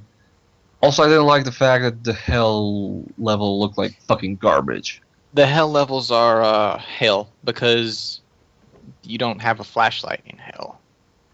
I don't know who decided to design it like that, but Have you ever been to hell? You don't have flashlights in hell. no, but you don't have My problem pistols with and that shotguns. design, with that level, is that it's just so fucking uninspired. Yeah, It's I just so say that the super boring. the hell level is the low point of that game, hands down. Especially since like the same year, Painkiller came out, and that game's vision of hell is fucking awesome. Also, Painkiller, much better game. Yeah. That's true. Yeah. Okay. Flip table. Anyway, I like Doom 3 too much. I think that you Really? should play Doom 1 if you have not played Doom 1. Yeah, Atlas. I don't. Yeah, play Doom 1. I don't and think on top that of It's not like, it's a historical piece, but it's not like, you have It's to... historical to me, damn it. It's history to me. Batman, okay, did you play Fallout 1 and 2? I played Fallout 1 and I like it. To completion? No. And fuck you that you don't get to talk about video games. I played it. Atlas hasn't even played Doom 1. Have you? Nope. See, he can't even talk. See? He said no. Never even fired it up. There you go. How could we Doom let was him the- on this thing? How could I do that, man? Ah, Dude, Doom is an important game, it is. but it's not like you have to play it to have to talk about. Like, Alright, it's fine. the Citizen No. Kane thing. I'm It's a simple- sorry. I apologize. It's a simple concept that was very, very well done. You can talk about it if you haven't played it. Sure, I do think that the first Doom is still amazingly fun. it is. I think that a lot of Doom 2 is, if you're Yeah. willing to trudge through the level design. But you should give Doom 1 a try if you can. And Everyone especially played- especially try Brutal Doom. Yeah. I think that anyone who says you should play Doom 1 if you play modern games should go play Ys if they play modern RPGs. Because Yeah. Ys is fucking fantastic. What is yeast? It's a JRPG. I don't know. People talk about it like it's great or something. I haven't heard about It it. is. Those games are like absolutely excellent. The music is beyond any comparison. Falcom JDK Band is like the fucking Mozart's of video game music. And Those games are on Steam now, right? yeah, you can get 1 and 2 on Steam, and they're worth playing. The HD remakes are really awesome. All right. Yeah. All right. All right. I'm gonna go quiet for about 10 minutes while I eat this. Yeah, eat that burger. Go ahead. Take as long as you like eating that burger. Atlas, I want to hear you, buddy. What have you been playing? Well, Well? I guess since we've established that I don't really have shit to say about games, nah. I suppose the way I feel about that stuff is like, everybody had their own formative experiences in games. It's like, why do they all have to be the same ones? Like, I don't know. Sorry, I was sort of going down a road there that I thought I would have stuff to say, and then I didn't. So I should just talk about the stuff that I should just talk about the stuff that I know I can talk about. I guess Yeah, I would say talk about that the you have games some you've been sort of playing. shared perspective to be able to discuss things. That'd be my. I don't think everyone needs to play the same games, but like that's the reason is to have some common ground to be able to say. Yeah, but that's also, It's Doom. Here's what we liked. Here's what we didn't, and here's the context with which we can use to talk about any FPS from now on, right? sure, So but video games are also a much more expanded medium Yeah. than And any other it's medium ever experiential, existed. right? Like watching a movie is pretty much watching a movie. It's like, oh, Yeah. you watched it or you didn't. But playing a game could be so many different things. Like, Like there is no singular game you absolutely have to play to understand. Like there's no Citizen Kane in a way. Yeah, it's weird that like I in the past and continue to have I just don't go out of my way to play old games, and I don't even when I think about games that used to be so important to me or that I played a very long time ago. Well, I'm just not that nostalgic about that stuff, and it's not just. I think it's more specifically a games thing because hell, like 2 of my favorite all-time films are from before 1970. So it's not like I'm not capable of liking old stuff. It's just a weird. I don't. I didn't play Doom out of nostalgia. I didn't actually play Doom until last year. Yeah, it's actually a question I wanted to ask because, am I right in saying that at 24 I'm the oldest person in the room? I'm 22. 22. I'm sure as fuck feel like I'm older than most people. So I'm it's kind of here. I don't know. It's just one of those I'm weird 65. things. Yeah. It It's just one sounds of those like it. Old man. Yeah. Fuck I you, don't know. kid. Alright. Go on. Like, man. why do you think that's like an issue if you do? I'm not saying it's an issue. I'm just saying it's weird to me to think that you know, people like in a way I think People. it's weird. Like people in there who are very young and have played, or younger than me at least, and have played games that like I don't know. It's weird to me to think these playing a game for the first time when you were 2 when it came out. I don't know. I mean, for me, my personal philosophy is that I like to play good games, and so whether it's Sorcery Yeah. 1989 or comes out tomorrow, I don't give a shit, right? Some people get hung up on graphics and are like, oh, I can't play this old RPG on DOS. I'm like, I don't care. Sure. Game is a game, Yeah. right? And It's Same here. mechanics and the game part and the level design, all that stuff. Some of those old games just laid the foundation for this, and Yeah. people still look back to them for very, very good reasons. And a lot of times, if I go back to an old game, it's to wonder why these are remembered and some of their influences are still seen today, especially the likes of Super Metroid and Doom, and maybe System Shock and Marathon, Baldur's Gate. That's why I started that up to see, all of that stuff. For me, the It's difference often stems from the fact that here in Europe, especially Poland, we never really had until recent years a big established console gaming community. So a lot of your Polish classics, like people who here in Poland like revere, are completely different. Like we are way more into all those RPGs, which are also doubly ingrained into our minds because we had a outpour of great localizations around 1999 and like until 2005 happened.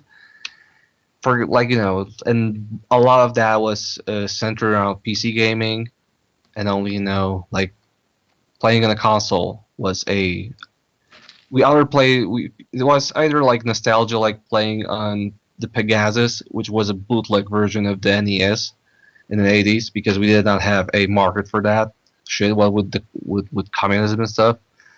And console gaming, where the interaction between PC gaming and console gaming here happened like maybe 3 or 4 years ago when Steam blew up. Right. Like up until that point, PC gaming and console gaming were two completely separate things. I mean, the biggest magazine, printed magazine on video games, CD Action, only 3 years ago has been started reviewing console games. Up until that point, they only did PC games off principle, and they are released since 1998. So they were able to survive that long only on PC stuff. And even today, console games are maybe four pages in the entire magazine. So that's also kind of a cultural thing. Yeah. Right. That makes a ton of sense to me. Absolutely does. Like Mafia Lost Heaven was a big thing here. And I don't think most people in Western Europe have fond memories or even memories of that first Mafia game, even though it was a good game. Yeah. Because they just had so much other shit to care about.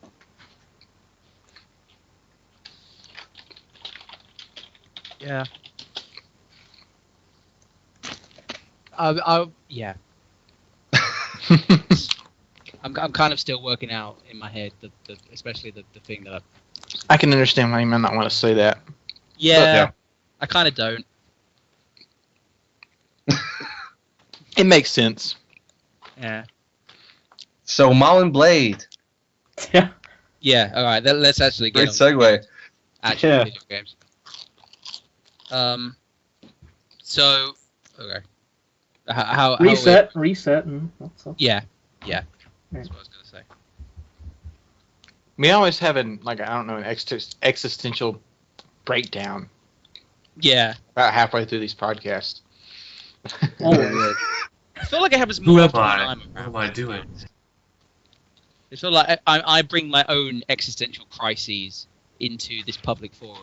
And then, I don't know, just to finish up the old games talk, though, I'll say that my personal favorite game of all time is Vagrant Story, which is neither a game that I was nostalgic for, nor a game that's around my era when I first started seriously playing video games. So the fact that I actually played it at all is just because of my intent to search out old, good games. And I don't know, it's like, I just want to play good games, man. Yep.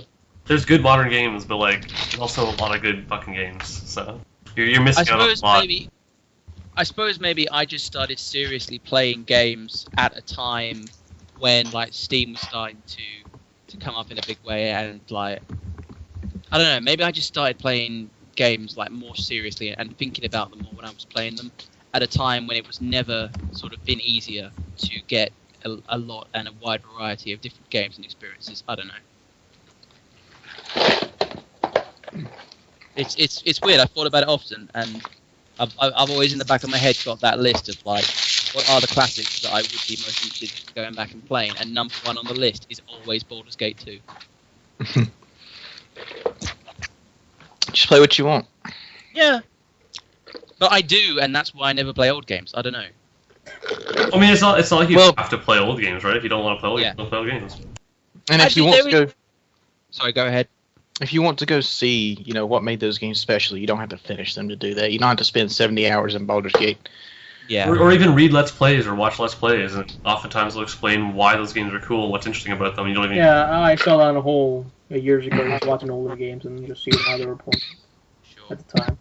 You should do I that have if you a- don't want to play them. Yeah, like Sorcerian, right? Like I would recommend checking out Sorcerian because of the cool ideas it has in it. But first of all, you can't actually buy the game at all anymore because it's abandonware. But it's also super hard to find, and it also runs in DOS, so like it's a nightmare to play it. But if you watch Let's Play, you're gonna get pretty much the understanding of why Sorcerian is cool.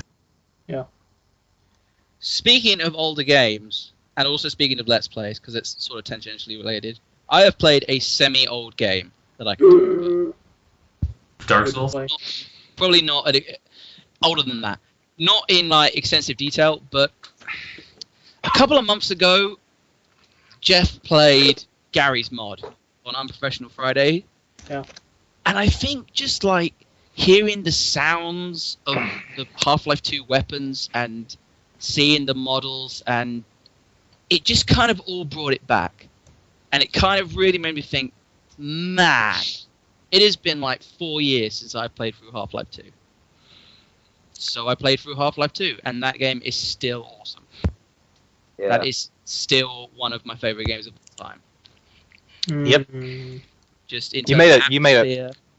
I don't think the mechanics have changed that badly, but I think the atmosphere is the thing that's aged the best. Like seriously, it's aged really well, and I think partly that's just due to how much sort of care and attention they put into creating it.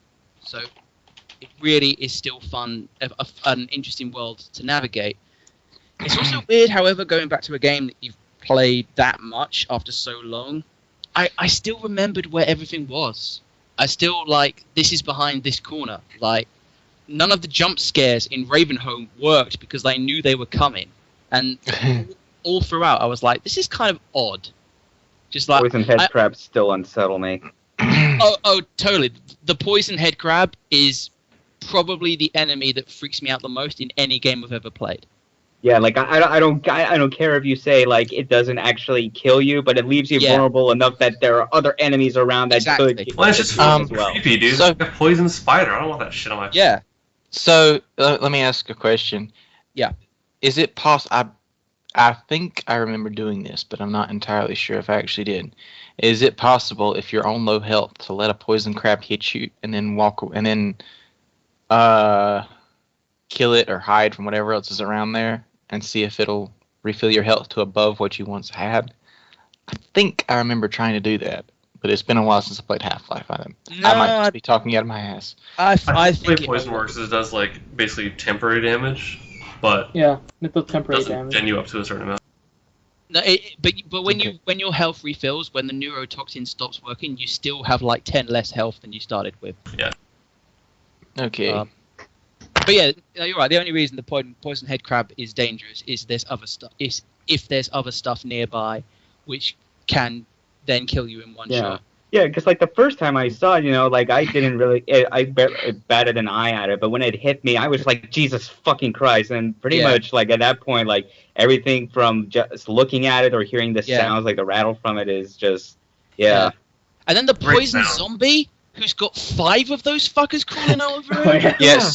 So in in episode 2, there's one of those hiding behind a door that you can't see. I remember actually getting pretty scared of it because I had no clue what it was when I got to it when I played episode 2 in 2008. I don't know if you know exactly which one I'm talking about. I don't, because Have you played the episodes?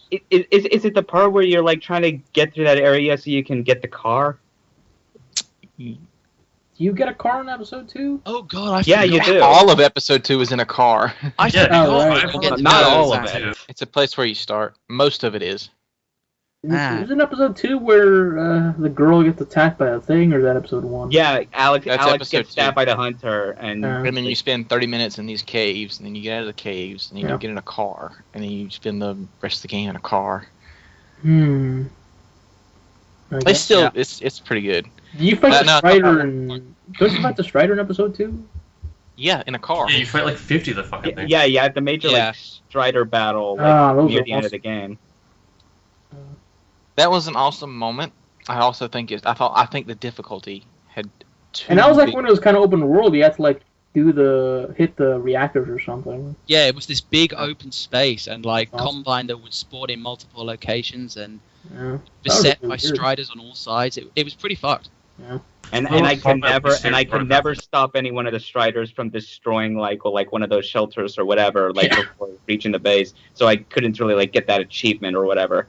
Yeah, I never bothered with that. I mean, like considering that Half-Life 2 isn't a particularly difficult game to start with, like that's why I said that.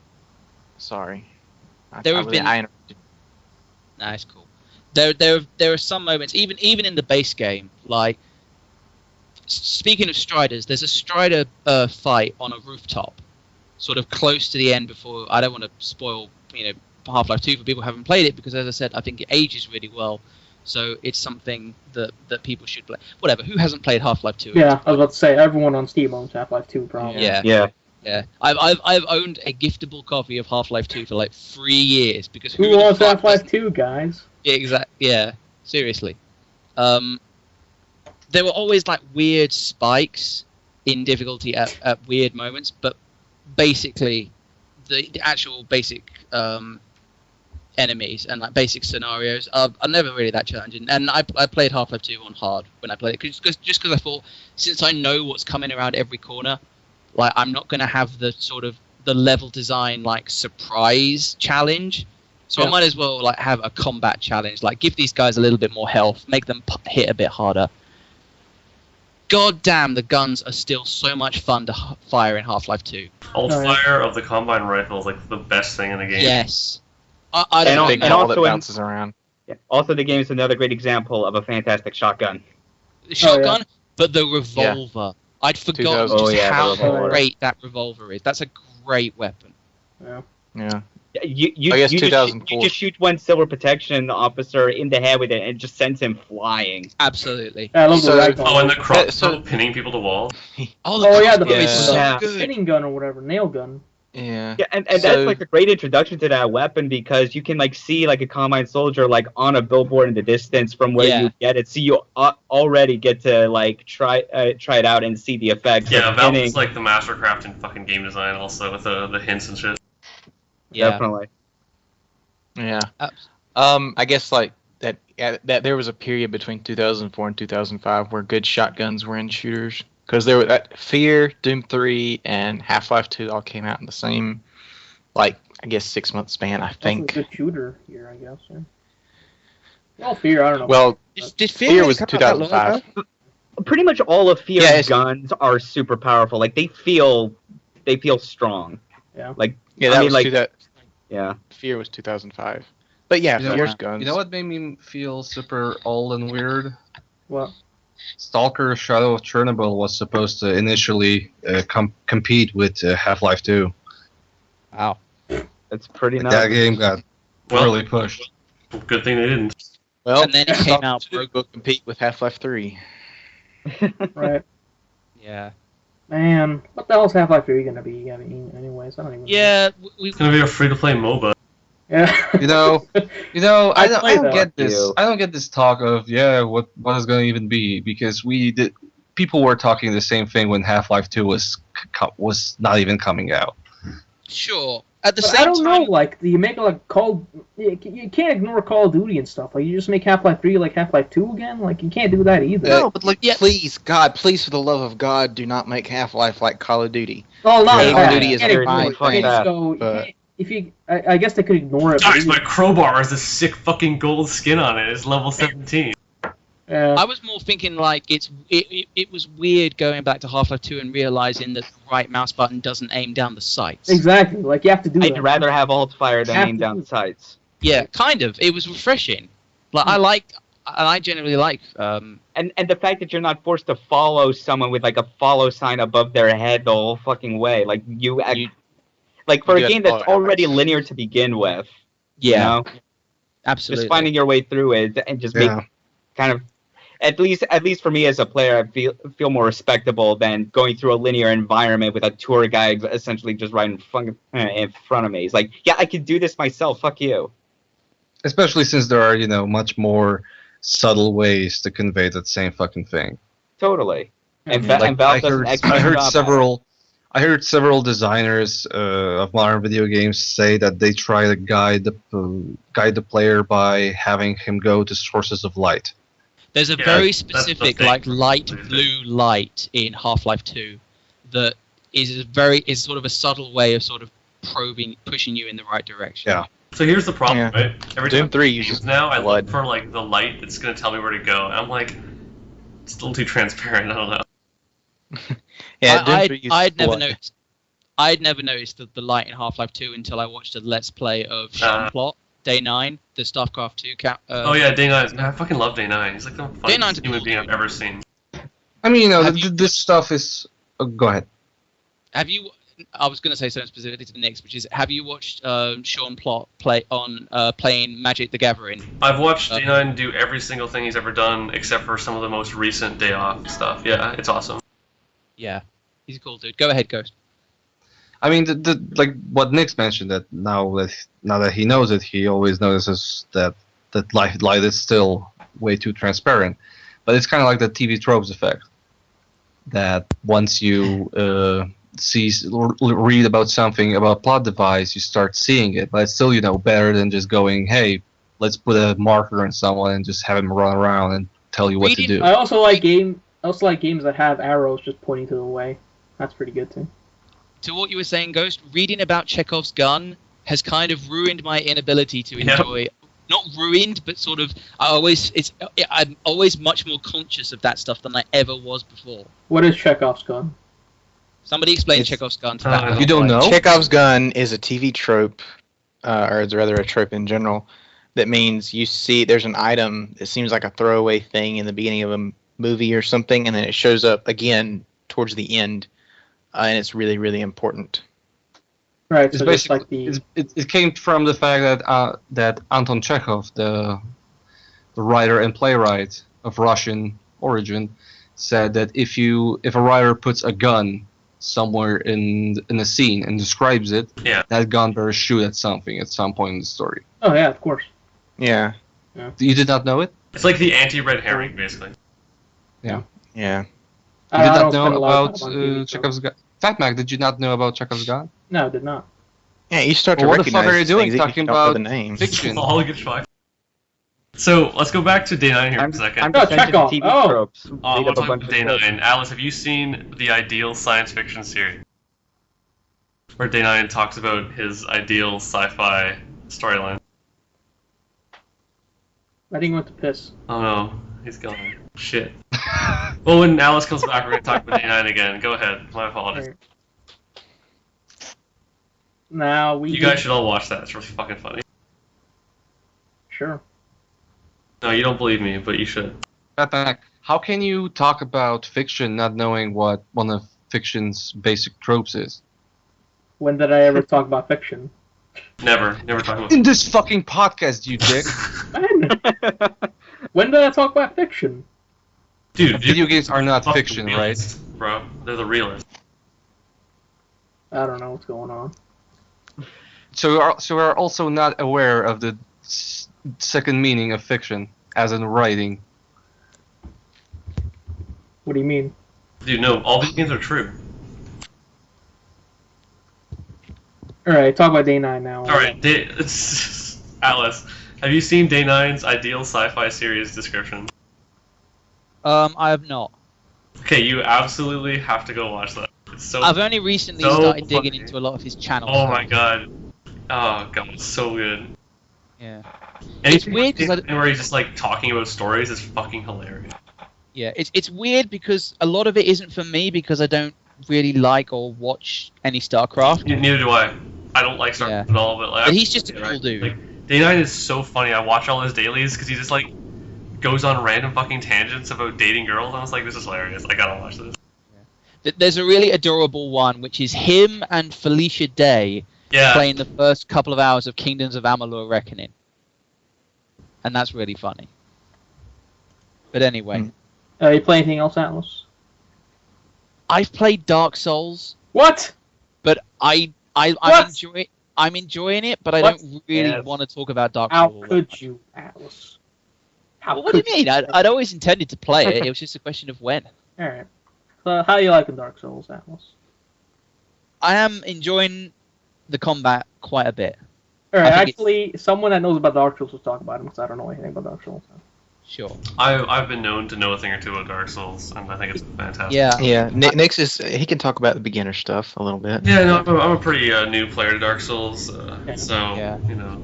Have you got past Undead Parish yet? No, what's an undead parish? No, I'm kidding. Oh, Yeah, okay. so I was actually, Sorry for spoiler. So I've been replaying Dark Souls lately just because you were playing it. I've been playing a sorcery build. I've never done that. And in fact, sorcery is the only thing I haven't done in that game, which is kind of interesting. But I was really tempted. Like I had no idea initially what sort of direction I wanted to go down, except that I didn't want to be melee focused. Yeah. Because I feel like that's the obvious thing to do. well, sorcery is super easy apparently, so I'm like gone from hard to easy. But The thing I've heard about sorcery is It is that you're like a glass cannon. yeah, but you're also like a glass cannon who like hits so hard the enemy doesn't actually get to see you before they die. So Well, that's my point. Is like you can hit if you hit them and sort of do damage, they're kind of gone. But if you make a mistake or let somebody slip past your blind side, then you can only take like a hit or two yourself. But the build I went for was a hunter, so I've put most of my points in. I'm a high dex, fair amount of points into endurance and strength, and a little bit into things like vitality. I chose the pendant, and I don't really know why, but I think I made a good choice. Yeah, I like I said, I don't really want to go in depth about this stuff, but sort of, I'm not going to spoil you with the pendant. yeah, Okay. no, I have had a lot of I had a lot of preconceptions going into Dark Souls. yeah, you and- can say. Yeah, and I'll admit that, and a lot of them were negative. Well, it's So I like, don't want to. isn't it even Go better ahead. though when you find out that's a game you actually enjoy? You're like, oh, this is great, it's surprising. Well, the thing is that I always thought that sort of I would enjoy the basic combat because I like a lot of that sort of deliberate. I hadn't played a lot of like heavy animation priority games, but I always sort of could appreciate the sort of the steady pace. And also one of the things that I appreciate about that game is just the variety of weapons. Like so many there aren't enough. I'll get to another game that does spears well later, but not enough games give enough credit to the spear. That And is true. Dark Souls spears in Dark Souls is a super viable way of playing that game, from what I can tell. And polearm and sort of halberds and various other things like that. So yeah, just the basic stuff I'm enjoying. Like, it's hard and I'm dying. I died like 3 or 4 times on Taurus Demon, the boss at the end of Undead Burg, and it was weird. I knew how to kill that boss because do you guys remember when Ryan Davis, the late great, streamed some of Dark Souls back in 2011? Like, Who was that? I thought that was Rory. No, No, it was the No, Ryan played something. Ryan Davis did indeed, Uh-huh. coached It was by not- Rory and Yeah. Vinny. It was this really weird stream where I think it was when the TriCaster came back. Yeah, it's And part, I- it's part of that big Yeah. 3-part show. Yeah, that was like Yeah. I think that was early 2012 actually, because Yeah. Dark Souls came out late 2011. Yeah, Yeah. so it's Will Smith and Vinny and to a certain extent Patrick like yelling at him, and it's Yeah. entertaining. Yeah. And I'd watched that enough times that I'd internalized like the basic sort of ideas. How So entertaining is Load Our Last Souls? It's pretty good. I like it a lot. It's funny. Yeah, it's really funny. Because I just bought Premium again. And I'm like, I haven't had biggest time to person watch any of snob it. in the world. So if I like it, anyone will like it. Yeah, it's really good. The first episode especially is pretty yeah. good. Yeah, Is Vinny good at games? Like, He kind of is. He's not Brad, dude. people were really excited when he killed. Actually, that's a spoiler. Never mind. When, People who haven't early watched all of stuff, those- well, if it's a mechanics heavy game, I don't Yeah, really care. the much name about doesn't matter. spoilers. So. Four Kings was fun. So that was I was more saying it was a spoiler for people who want to go back and watch that episode because yeah. Yeah, okay. But anyway, like, so it was interesting for me to sort of go through the first like couple of hours of that game, actually sort of knowing in a way what to do. I felt like it sort of eased me into the experience a bit. And Yeah. now I'm on and now when I got onto Undead Parish, I had no idea what I was doing, so I made some silly mistakes and paid the price. I've failed a couple of times on the Just Bell like Guardian. Dude, it's just dying. Don't worry about it. Yeah, I know. That's what I'm saying. Dying is painless. Sorry? Dying is painless. It's definitely That's not painful. suicide is painless. That too. Yeah. Let me tell Wrong you, song. in Dark Souls, it's not painless, all right? It's my own song. You probably remember these times where people are like, "Oh, I lost like 10,000 souls." You want to know how many souls I've lost total? Or not total. You want to know the biggest amount of souls I've ever lost in Dark Souls at once? A million. No, a million. All right, bigger guess. 10 billion. 780 million. Jesus Christ. I've been PvPing. Well, You get a shit ton from. So let's talk about invading. I do not Yes. want to be invaded, and I want to be a human, but I don't want to be invaded and get the crap murdered out of me over and over. Why Well, do let you want to me- be human? The trick is to level yourself up like way beyond like the level range of a particular area where you would get invaded and then become human. What if I don't want to grind? All right, let me tell you my. You're more or less gonna have to if you like are Yeah. struggling. Invasions are so not a problem. It is really not relevant. All right. Let me tell you my invasion story, because I started playing like two days ago, 2 or 3 days ago, and like last night was the first time I spent any significant amount of time human, and I got invaded twice. The first guy who invaded me, I just got into Undead Parish. The first guy who invaded me appeared, like, I looked at this guy and was like, holy crap, there is no way I can do anything to this guy. He sort of motioned in front of me, ran away, sort of down a staircase and round. I don't know exactly where he went, but he reappeared on the other side of a gate, which he had then opened for me, which led me to a bonfire. Oh yeah, that's cool. That's good. That's nice of him. That's fucking hard to get to. Yeah. The second thing that happened when I got invaded was sort of similar thing. Guy like sort of gestures, and then he starts dropping items.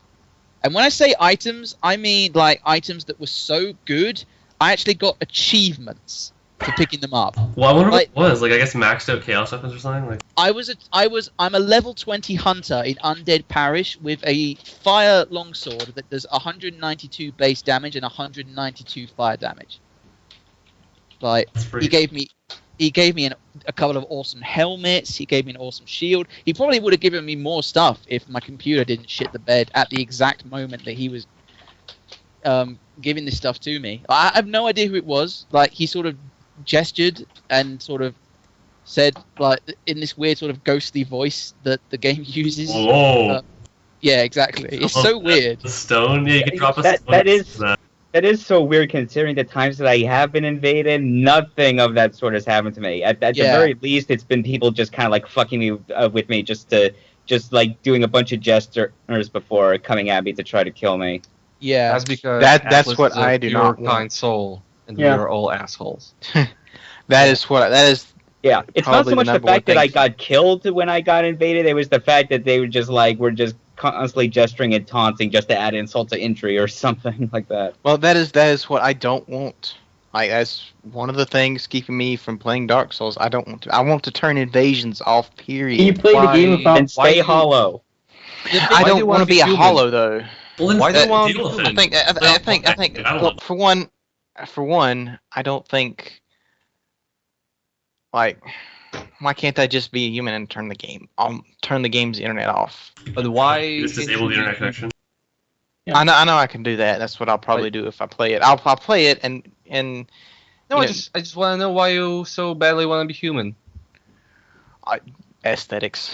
I know you barely see yourself, but and it's It a really really dumb doesn't thing matter. To say, but It does not matter very much. Definitely not unlike Demon Souls, where when you're in soul form, your health is cut in half. yeah. Like there is no such penalty like that. It's going to be in Dark Souls too. I know. I mean, as a different there story. are some things that you can only access when you're human, but they are very non-essential. Like at the very least, when you're starting. I don't know. like, I mean, you are able have to get maybe more Estus flasks. exactly. Yeah, Well, yeah, there's that, but you even have then, to be like, human to kindle bonfires and get more Estus flasks. Yeah, but you can Yeah, do that right at the bonfire and be like, alright, I'm done. I'll probably just unplug the Ethernet cable and plug it back in, which I think that knocks GFWL offline, but it still saves. Yes, that's a shame. But because I've actually- I'll play it. I'll play it for a little while when I do sit down to play it online to see if the invasions are actually something that really bugs me as much as I think they will. yeah, Yeah. But I like to play by myself without other people bugging me. I don't. yeah. That's a shame. I've actually found that I enjoy reading messages a lot more than I thought I would. Like, I actually think that's a really cool part of the game. Amazing chest. except Jump for down like when here. you start. Except when you start running to a bunch that just say need humanity, Oh yeah, because they're just fucking begging for you to like vote up their message so they get humanity. trust me. I know that there's like a bunch of weird stuff that people are doing with it. Sometimes it's useful stuff, but I also really appreciate like the number of messages that you get that are just gorgeous view.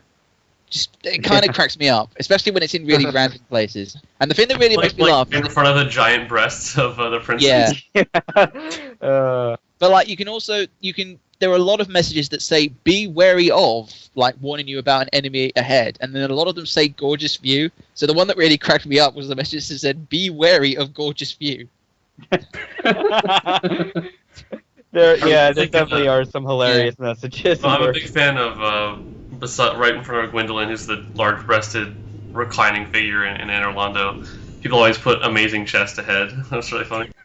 Nice. So the thing about these awesome weapons and armor that this random person bequeathed to me in this invasion is that it actually gave me this quandary of like, if I use this stuff, I'm going to break so much of what Dark Souls is supposed to be about, which is sort of struggling and dying and learning from the experience and learning the enemy patterns and learning the maps. And I just got to this point. I basically, there was a mini boss that I killed in 2 hits, and I was like, this is too broken. I don't really want to do this. So I've actually not been using them, except there were 2 occasions where I got invaded by people who actually wanted to fight me, and on both those occasions I equipped my awesome gear that was given to me, and I actually killed one of them and like sort of vanquished them, and that was really satisfying to actually be like, this guy probably thought I'm going to pick on a noob, this guy has no sort of still doesn't work the game out. His armor, his stats have already been crap. I like to think that he was like, "What the fuck? How do you get that stuff?" Yeah. So I actually kind of feel like Justin, like, fire up the game, like, find a way for like Nyx to invade your world and give you a bunch of stuff, and then don't use them except on enemies that invade you. That might actually be a way to sort of work around that. I don't know if that's possible. I don't know if I mean, it Nyx probably wants- is. I have like so much shit on my PS3 version that I don't use because I don't play it. But Right. Yeah. Oh, mine is the PC version. Yeah. No, How was DS Fix going for you? amazing! It looks beautiful at 2560. I know, not. I meant Atlas. I'm playing at 1920, and I don't think it was working at first. Yeah. Which kind of bummed me out because it looked kind of muddy. I restarted my computer and it works, and it's a really good looking game, and the text yeah. is really good. It and- definitely looks good. Like, just from what I've played of it, yeah, it looks fantastic. for a game Even that's for so a bare dark bones and- console port.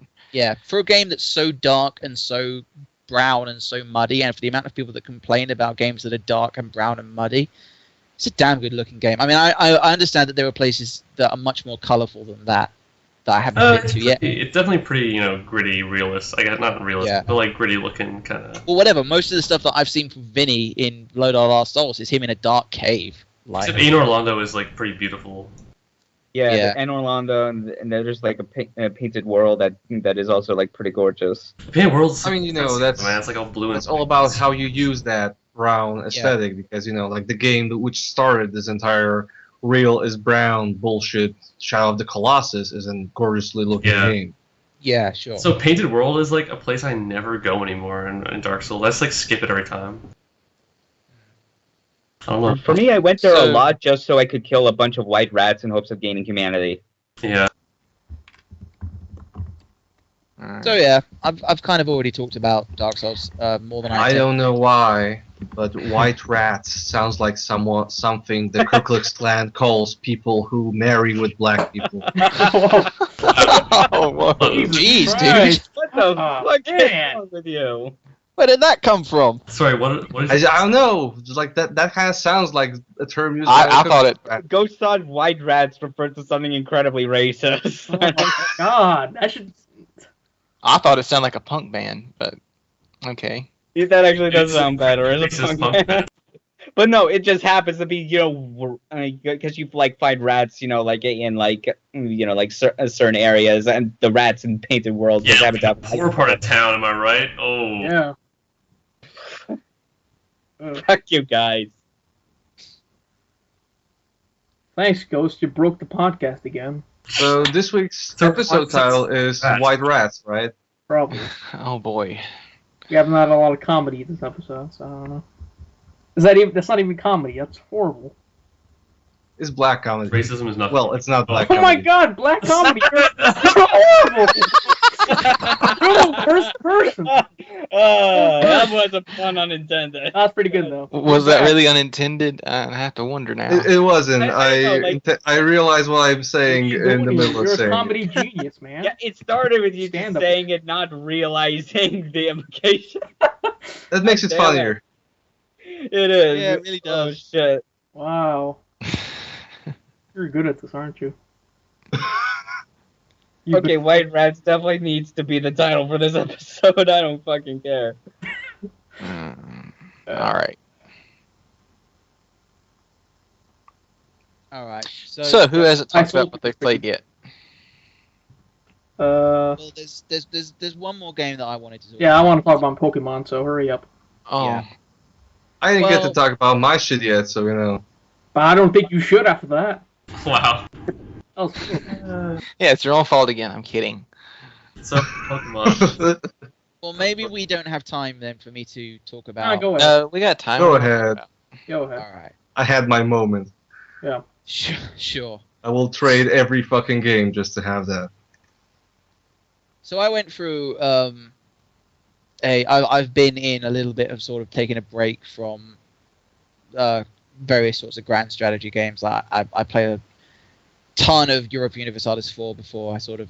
I'll get back to it, but I lost a little bit of steam on it. I haven't really played any Rome 2 Total War to be that much, just because it's been kind of a bummer. Oh. Sorry? Oh. Yeah, I know. It wasn't very good. That's too bad. Yeah, I like Rome 1, but I haven't played Rome 2. Yeah, I don't know. Again, it's worth talking about at some point, and I will spend more time with it, but it's not what I want to talk about. So Okay. I needed some like sort of a game that I've played a lot of, or sort of can spend a lot of time in and get absorbed in, and be like a podcast and music game. And the game that I went back to is a game that I have put a lot of time in. A game that I love, and a game I think might be the most underrated game of the generation, which is Mount and Blade Warband, as someone's phone rings. Yeah, mine. Spoiling the big reveal of the Man, game. that's such an office phone sound.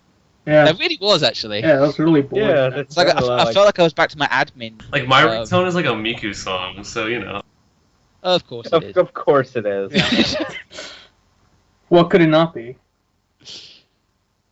So who knows, or has anybody played Mount and Blade? I Warband? played hundreds of hours of multiplayer. Yeah. I Oh, played a I've not- demo of the original. I saw videos of it, and I think it's kind of cool. I played bits and pieces of it, but I was not good at it. Yeah. Right. It's pretty amazing. Nix, we can rap about this. I actually haven't played that I think much it's multiplayer. fucking cool. Yeah.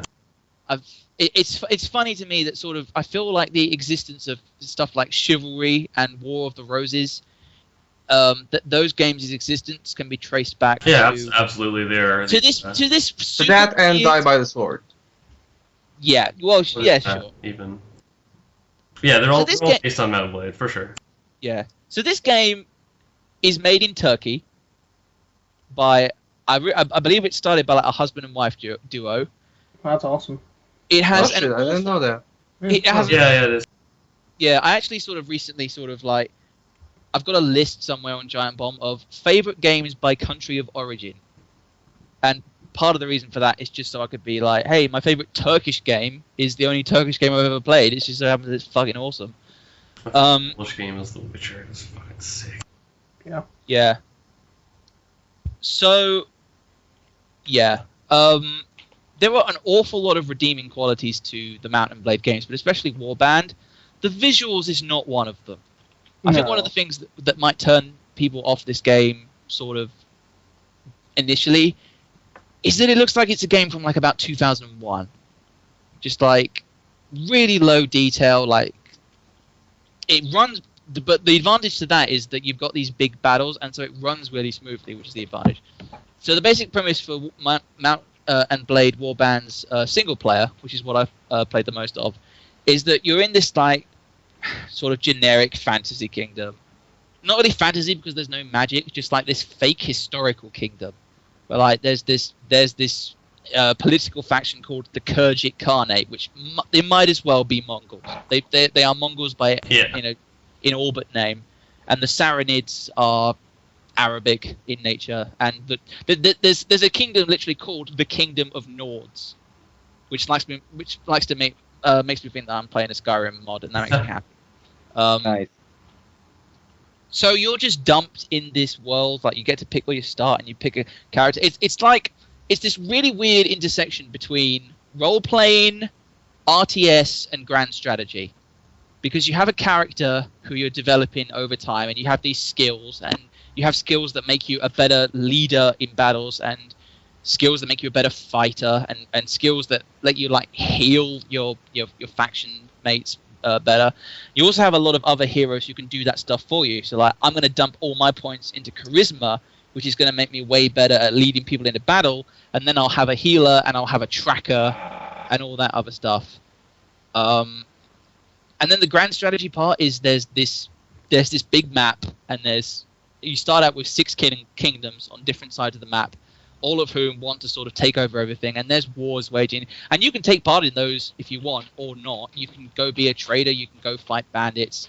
Like there's a lot of openness. It's very much one of those games where it doesn't present you with a lot. There's one basic, like it starts you off with this tutorial quest which gives you some direction, and after that it's like, and now go do whatever you want. It's this big medieval sandbox simulation weird thing. And I think one of the reasons why it's so good is that when you actually then get into the battles, onto the battlefield, it just controls so damn well. The controls are so tight. Like, it's very much speed based. So, like, you'll get big attack bonuses for attacking on horseback with things like lances and pole arms. If you want to attack on the ground, then it's much more advantageous to have things like a big old two-handed sword. Range is a really important thing. Like the one-handed swords are really fast and they swing really quickly, but a guy with a two-handed sword is going to be able to hit you beyond the reach of your weapon. So you've got to balance that out. It's one of those games that I just find myself able to just get lost in for hours at a time, because you're always doing something. You can always, all these little quests you pick up along the way, and it varies from dumb stuff like there's these bandits that we want you to go hunt down, and then it's like this guy who'd like, well, we've got this herd of cattle which we want you to take from one side of the map to the other, and by the way, the cattle don't follow you. You kind of have to push them. And it's the most like you sort of have it's kind of like trying to do, like, if anyone did the cattle rustling in Red Dead Redemption, it's kind of like that. You kind of have to be behind them to kind of steer them. Yeah, but it's kind of it's weird as hell, especially since, and it's especially problematic because you've got bandits roaming over the map who want to kill you and It's like an take all escort where your escort doesn't want to go where you need to take them. And it's like even more obnoxious than usual, but you know. Yeah, it's a weird thing, and there are all sorts of mods that fix that sort of stuff. It's been a very heavily modded game because it's been popular. I think the multiplayer is still popular, and there are still people playing it. But I think most of the people are playing Napoleonic Wars, which is a separate expansion for Warband's multiplayer. But Warband isn't even the most recent Mount and Blade game. Fire and whatever. Yeah, with Fire and Sword, which is actually a historical game. It's based on a novel based in like the 16th, 17th century. The problem with that game is that it has muskets, which are the just like least satisfying thing. Like, imagine like the thing that everyone says about you sort of shooters, like FPS games, like based in sort of any time before like World War II, is that the guns suck, and this is like the epitome of that. It takes like a good 8 seconds to reload these. The guns didn't suck in Red Dead or that Call of Juarez game that came out. No, trust me, the guns are awful in Mount and Blade because like the accuracy is so poor. You could be standing at point blank and miss a guy 9 times out of 10. Yeah. It's like this is not. It's kind of. It's also super realistic, by the way. No, That's the worst part. But like, no, trust that doesn't make trust for me. a fun gameplay. Yeah, there's a reason why like cavalry and infantry with swords and whatever was still incredibly viable in warfare until the 19th century.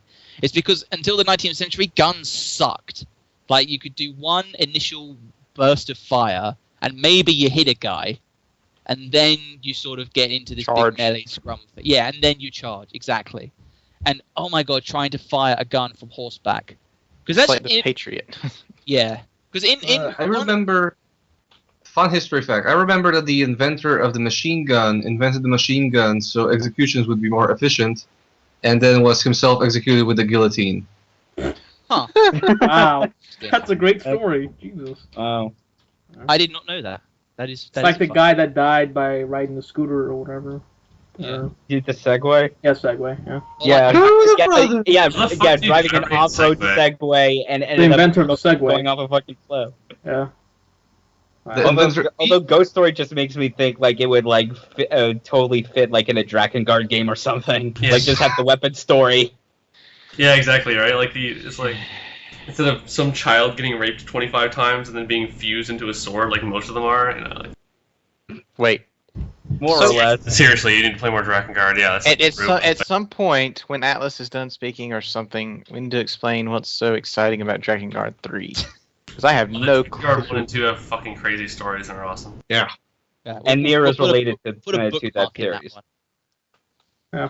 Anything else on Mark and Blade? Mountain Blade, I mean. Sorry. It's awesome. I should play it. I always I played Chivalry, and if it's anything like that, it's probably Yeah, good. but like Mount Blade's so much more of like an adventure game where you play as a character, right? And especially in single player. And so I always like to kind of play as like an Arab like mercenary warrior who would like like a scimitar and shield and just run around and. Well, I did very well at it, so I'd like to go back and try some mods and play it again. But I really it's there are a lot of different ways to like build characters, and there are a lot of different ways to sort of go about like how you want to do that. But one of the things that I think about Mount and Blade is so impressive is that all of them are viable in some way, with one exception. It is pointless to play that game not on horseback. Like there are two of the 6 starting kingdoms, 2 of them don't have any horsemen. Like they only field infantry and foot archers, and it's pointless. Like for one thing, the game's called Mount and Blade, and for another, like just a lot of the mechanics of it are so much better, and it's so much more satisfying. Like I don't think I've ever played a game that does horse archery as well as I can't even think of that many games I've played that do have horse archery. Ocarina of Time. But it's it's a totally viable way of playing that game because they just can't catch you. You just pelt arrows into them. So here's some trivia for you. Riding horseback in Mount Blade gives me the worst motion sickness of any game I've ever played. Really? Yeah, I don't know why. I think it's something to do with the way it moves, but like it's just fucking brutal. When you're shooting, like you're using a bow or a crossbow, do you do it in third person or first person mode? Usually first person. Yeah, it's like that's how I play. I do melee stuff in third person and range stuff in first person. It's primarily at any point though makes me just like throw up immediately. That's weird. Yeah, I don't know. Maybe it's a settings thing. I've absolutely no idea. I think it's just the way that the movement, like kind of like the tank movement works or something. I'm not sure. Yeah, it's very weighty. Like you can't just sort of. It's realistic in that when you're sort of galloping full speed on a horse, you're really not that mobile. You can only sort of turn at like really, really sort of generous angles, and like you sort of actually have to come to a full stop too. But when you're galloping like full speed and like really making some headway, and you kill a guy with your lance at that speed and sort of rush past them as they're faint, it's one of the most satisfying things. Like the character I've recently been playing has been much more like light armor and fast horses, as opposed to like more like a tank build where you've got like big heavy armor. You don't move fast. You can take a lot of hits, and you swing for a lot of damage. Like it's just so satisfying. Just the basic mechanic of it, the basic gameplay. It's like, and there are some really monotonous things like towards the late game especially. So like. One of the things they introduced in Warband from the original Mount and Blade is the ability to found your own kingdom. And there's various other things like, so you start off as this no name and you can become a lord and like earn like landed titles, and you'll be given these castles and given these fiefs, and you'll very often start by being given a village on like a border with another kingdom, which means when war starts, your village is the very first place to get looted. And when it gets looted, it fucking sucks. I mean, looting is a lot of fun because you get a lot of stuff from it. Your honor goes down, but it's very productive. But getting looted sucks. And so you can stick with a faction for a long time and like earn a lot of like titles from the king, or you can do a lot of different things. One of the things they have in the game is claimants. So you can sort of take up the cause of a guy who says, "Hey, the king of the Nords usurped the title from me. It was supposed to go to me. He like sort of strong-armed his way into it." And you can like take up their cause and like take castles in their name and go up to lords of that kingdom and say, "You're fighting for the wrong side. Come fight for us." And if they accept and they own any castles themselves, those lands like join the rebel faction, and you can like put this guy on the throne and in the process make yourself super rich or super powerful, or you could just start your own kingdom. And that's so cool, but it's about that sort of stage of the game where there's a lot of micromanaging stuff. There's a lot of annoying stuff that sometimes happens. Like you can just have a faction just... It's kind of got a rubber band sort of notion to the way a lot of the sort of the grand strategy of it works. Like one faction becomes too powerful, all the other factions declare war on them, take a bunch of kingdoms, like a lot of their lords defect. Like when it goes bad, it goes real bad, and it tends to happen just as you think you've built up a strong base. And it's very, very annoying. And just I get to a certain point in those games where like I want to sort of power through, and there's an achievement in that game for having your own faction and conquering the entire map, which I think I might get one day, just because I do enjoy playing that game. But you do have to sort of power through some less than ideal stuff. But that's in the super late game. That's like after 100 hours of gameplay, and almost everything up to that is you're in these battles and you're doing these quests and you're gaining fame and gaining more experience. And overall, it's just a super fun game that you can get super cheap every time there's a Steam sale. Warband has been out since 2010. Like I would recommend Warband more than with Fire and Sword, because I think with Fire and Sword is a very sort of similar game mechanically, just on the basics of it. But I just think Warband just brings it all together in a better way. And as I said before, the muskets it's not a viable or interesting way of playing that game at all. And the last thing I'll say is that there are a couple of videos on Giant Bomb.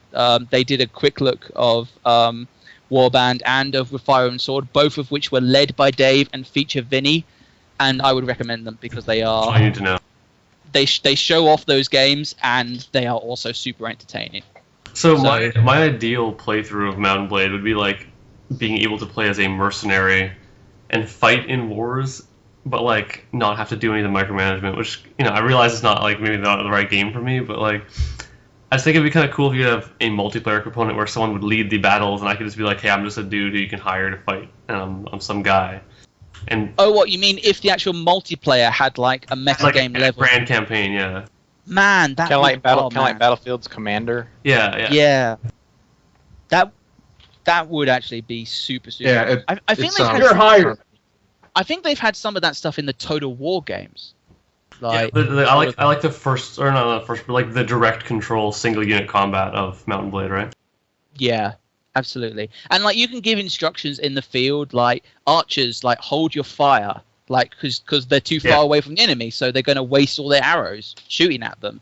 So you draw them closer, and then it's like some of it isn't that useful, and you can often just win battles just by like steamrolling them. The way I always played was I would send all my units to the top of the hill, like whatever hill was there. And I would just run in, sing like solo, and just like kill as many as I could as they ran toward my group, and then I'd join up with my group on the top of the hill and wreck them because we're at the top of the hill. So it's really fun. Hills are a problem in that game because horses can't go up them. Yeah, it's like I have like 26 horse archers at the top of the hill. You have like 10 infantry. What are you gonna do, right? Yeah, it's awesome. Like doing that stuff well is super satisfying. Sometimes you don't need it, but sometimes you can overcome the odds by thinking strategically and using some of the logic that was actually used in real battles in history. Like I said, there's a faction which is basically Mongols. Like they are all on horseback, and they're mostly built on like horse archery, and those guys are deadly if you fight them in the open field. But one of the only way that you can actually conquer territory in the game is by besieging castles, and those guys aren't particularly good at besieging castles because you can't besiege a castle on horseback. Yeah. So everybody has to dismount, which is kind of, and I don't know. I don't want to get on a whole thing. Like the Mongols were actually they were adaptable and they were very good at besieging castles. But are all the Mount & Blade games? Is it just one game with a bunch of expansions? Or? No, Mount & Blade.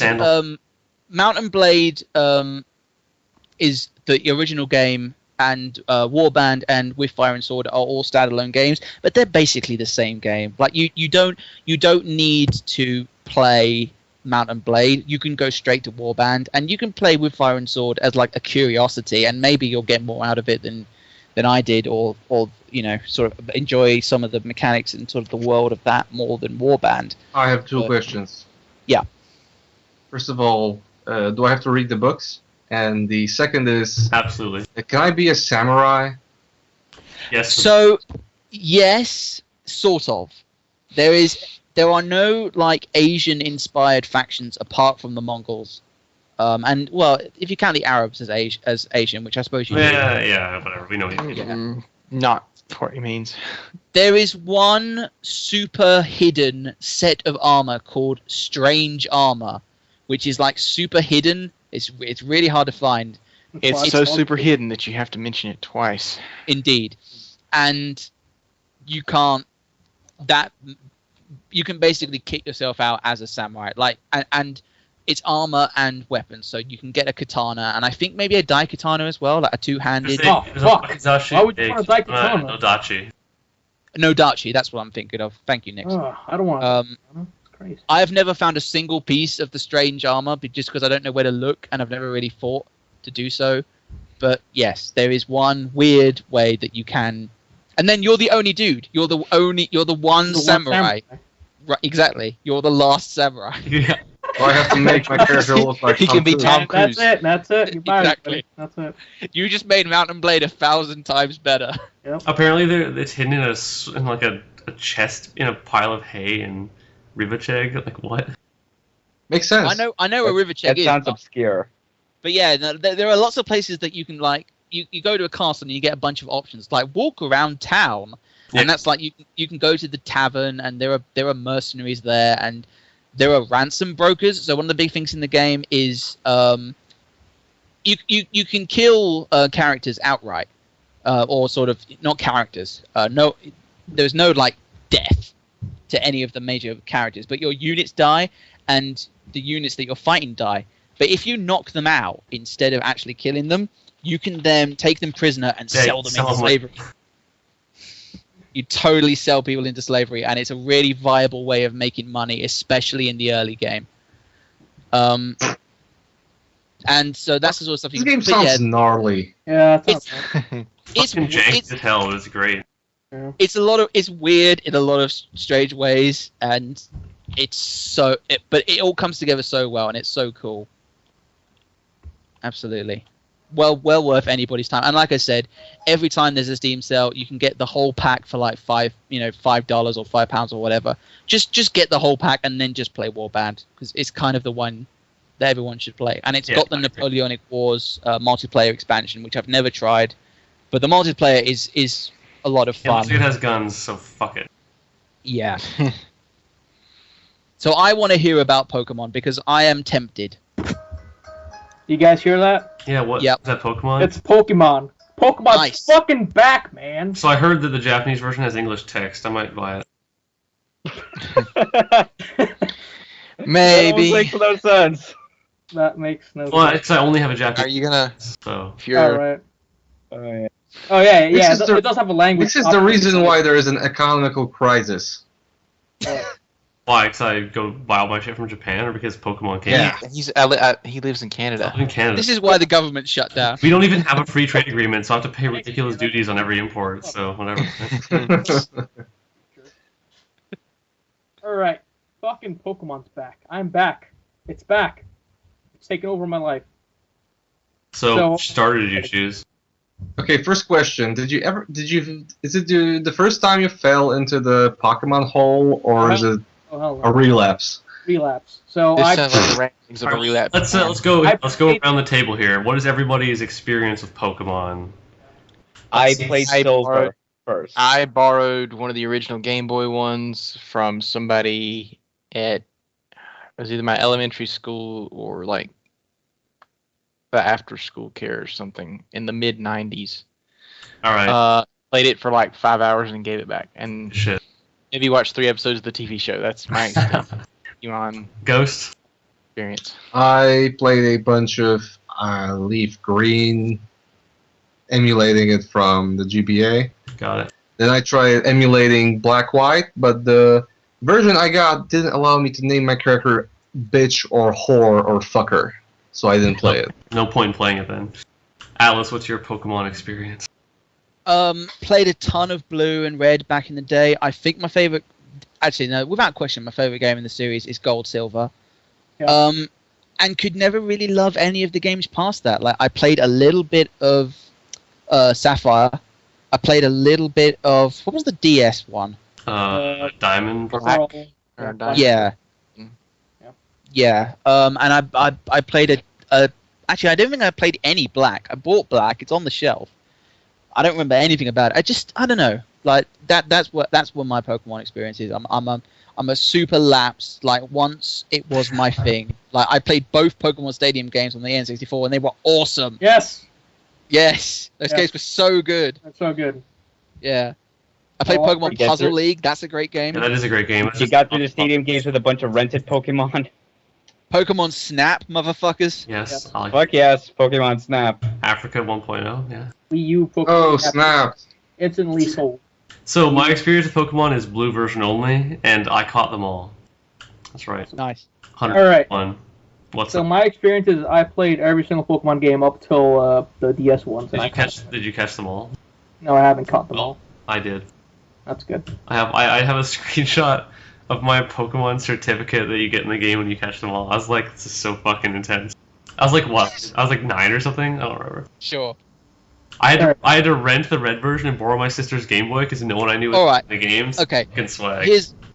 Here's the super nerd Pokemon question. What? Have any of you guys ever traded Pokemon with yourself?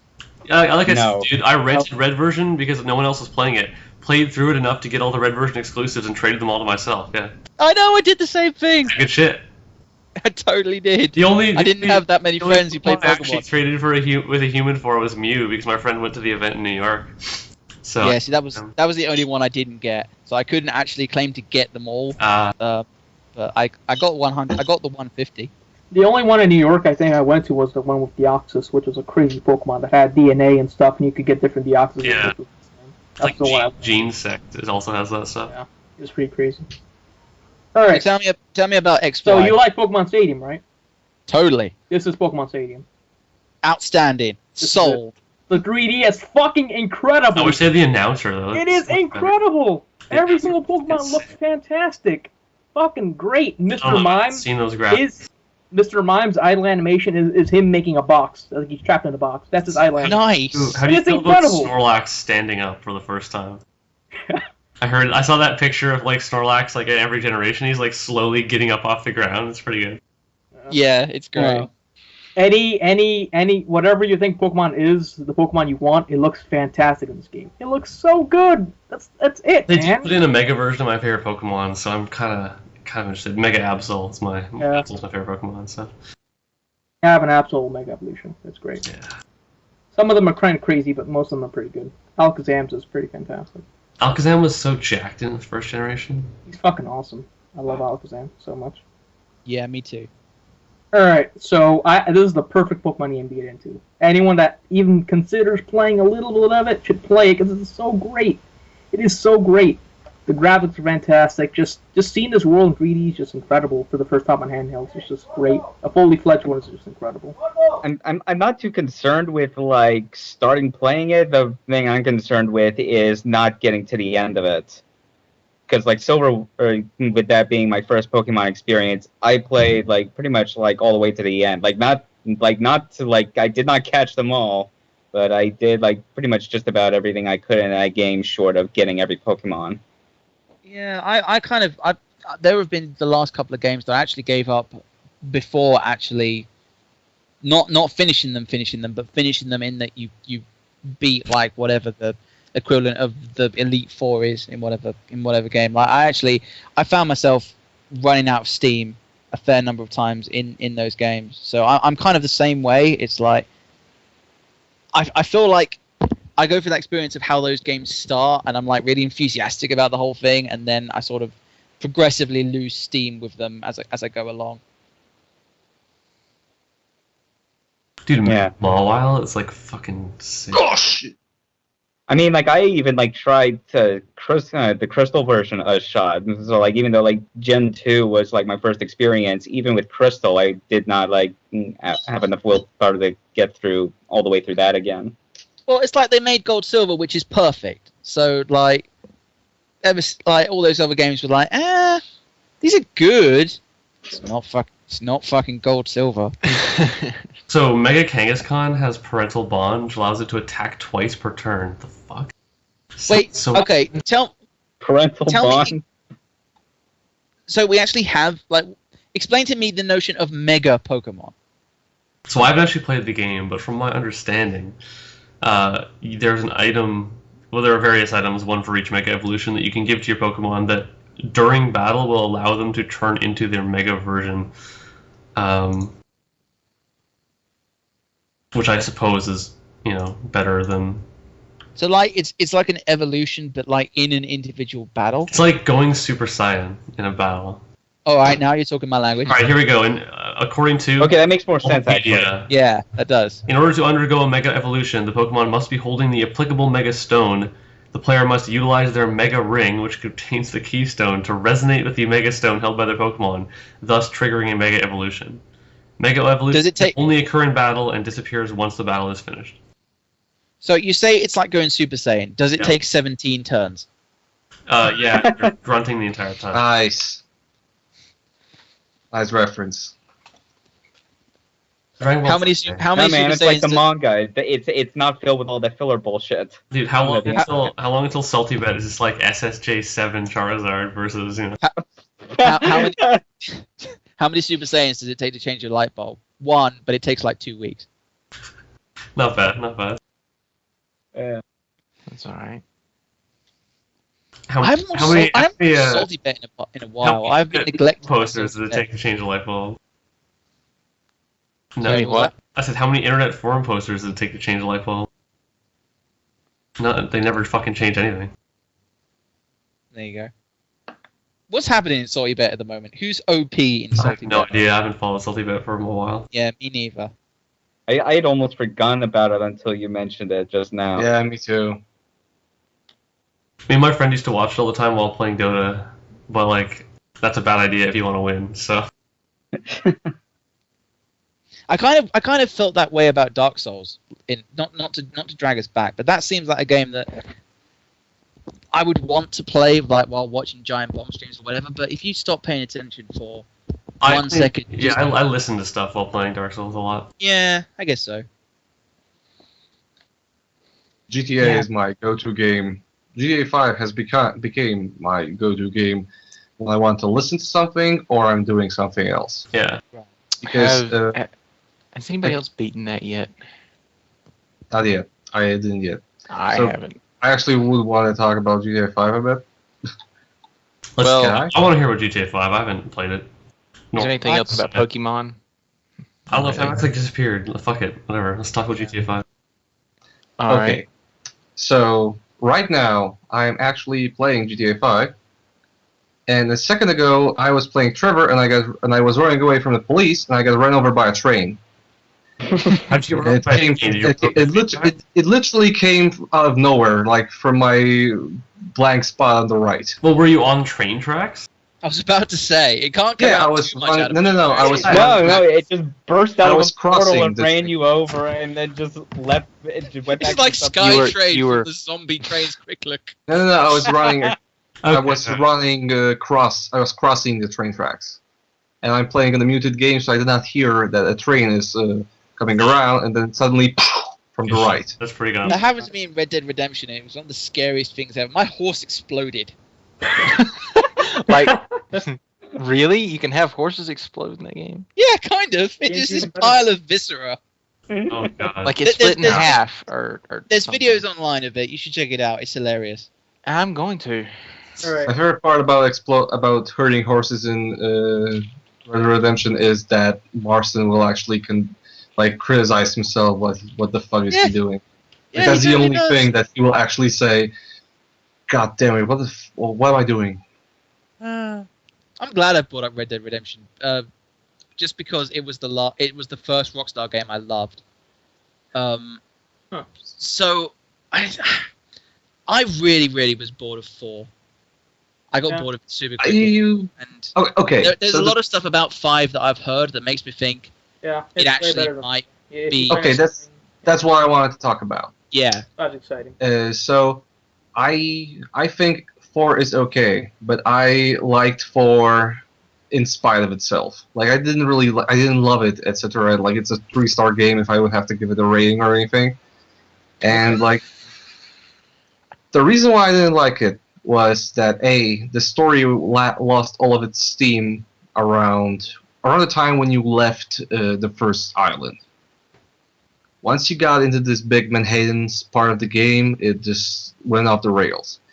B, playing the game itself, like the controls and the shooting, like fucking no gun was viable apart from the MP5, was not fun. Yeah. And I kind of judge open world, and the third thing, I kind of judge open world games by how much I want to do all of this side shit. Sure. And in GTA 4, I didn't want to do any of it. No, me neither.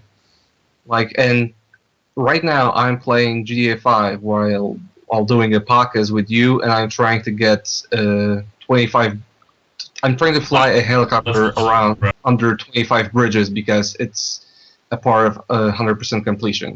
And I realized today that I actually want to do all of these fucking races and shit, and that's the first time I felt that since Red Dead Redemption. Yeah. Because GTA like 5 is... Saints Row 3, the third doesn't really count because I didn't like trailblazing and insurance fraud. Oh, Because I you're was kidding bad at me? it. I was bad at insurance. Fraud was the best. Insurance Yeah, fraud is the I didn't best enjoy when it there are cars around. I didn't enjoy it because I Sometimes things are bad. could not ever get a high enough score in that to pass it. Did you ever push L to trip yourself? I did. Okay, just making sure. I was tripping this myself. was I just funny. was just not very good at doing that to get big enough combos and shit. Yeah, it's weird and depends a lot on luck, but I thought it was Yeah. pretty... Yeah, And that's since- kind of not why I like it, but yeah. I never failed an insurance fraud mission. Oh, I did I a couple of I didn't once I figured out how to do it, which took me a little bit. There's a knack to it, yeah, sure. Yeah. Yeah, so anyway, So Saints Row 4, you guys all played that, right? I Yeah, have. I didn't play it. I and wish. Whatever. I don't count Saints Row 4 because that game does a lot to actually maybe not force, but incentivize all that side stuff. The destruction missions where you have to use the stomp power and how Yeah, it's fucking. and how that's insane. fucking impossible. Like doing anything else than bronze is fucking. I have no impossible. idea how I'd ever get gold on those missions. I just can't do it. I don't know. What the fuck, game designers? What the fuck? Great game. So yeah, so GTA 5 actually manages to Stuff, scratch going that back to itch that. of The a goals are game really I actually want to play outside of story missions and stuff. Do you have And the any... writing so far Thanks. seems much better than 4. Like I actually enjoy the characters, and even though that they are horrible people, they are entertaining horrible people. Right. Because yeah, I've heard a lot of mixed stuff about the characters. Like some people saying there's there's a couple of scenes that go way too far, and like a lot of inconsistency in tone in Trevor's character. And Yeah, the I thing don't is- like Trevor that much. The thing I felt with I don't think the game goes too far. My problem with that was that it never goes. Okay, it goes to places, and then forgets to dwell on it. Like for example, a torture sequence is something that Yeah. should be referenced a bit more than just just one scene, because the scene itself is fine. Like okay, not fine that is weak or anything, but it's a strong scene that makes a point. But the problem is that it immediately loses the point because it fails to return to it. Yeah, they never do anything with it. Yeah. No, I the enjoy. writing's... Sorry. Go ahead. I was just going to say the writing is not perfect so far. There's some things that are... okay, whatever. But for the most writing- part, it's pretty entertaining. The Pretty writing's biggest entertaining problem is banter. that the game has a bit of a pacing problem in the fact that okay, so this seems like an epic game because there are like 4 fucking plot threads for every character. But the problem is that it doesn't dwell long enough on them. Like for example, like when Trevor reunites with Michael, like you feel that should be a longer scene, like that should be a longer mission or a longer cutscene, etc., etc. So it's kind of like they decided to make a sprawling epic that is a sprawling epic, but you would like require at least like 10 more hours to like fully flesh it out. right. But Yeah. So it's not There- really like a problem of weak writing or anything. It's just the fact that it maybe should be more contained. I don't know. The part where Trevor meets back up with Michael should have been. I agree that it should have been longer, but they interrupted it with like, okay, here's a mission. They're gonna have a little bit of banter, and that's it. That's Trevor meeting back up with Michael. Yeah. And it was a little underwhelming. I only just now beat the crane mission, and that one sucks.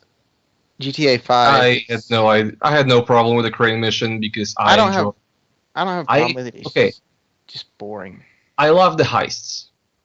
And one of the things I love about the heists is that they are, like, I love the fact that you are, before every heist, and there's not a lot of them or anything, but before every heist, you actually do through preparations and shit.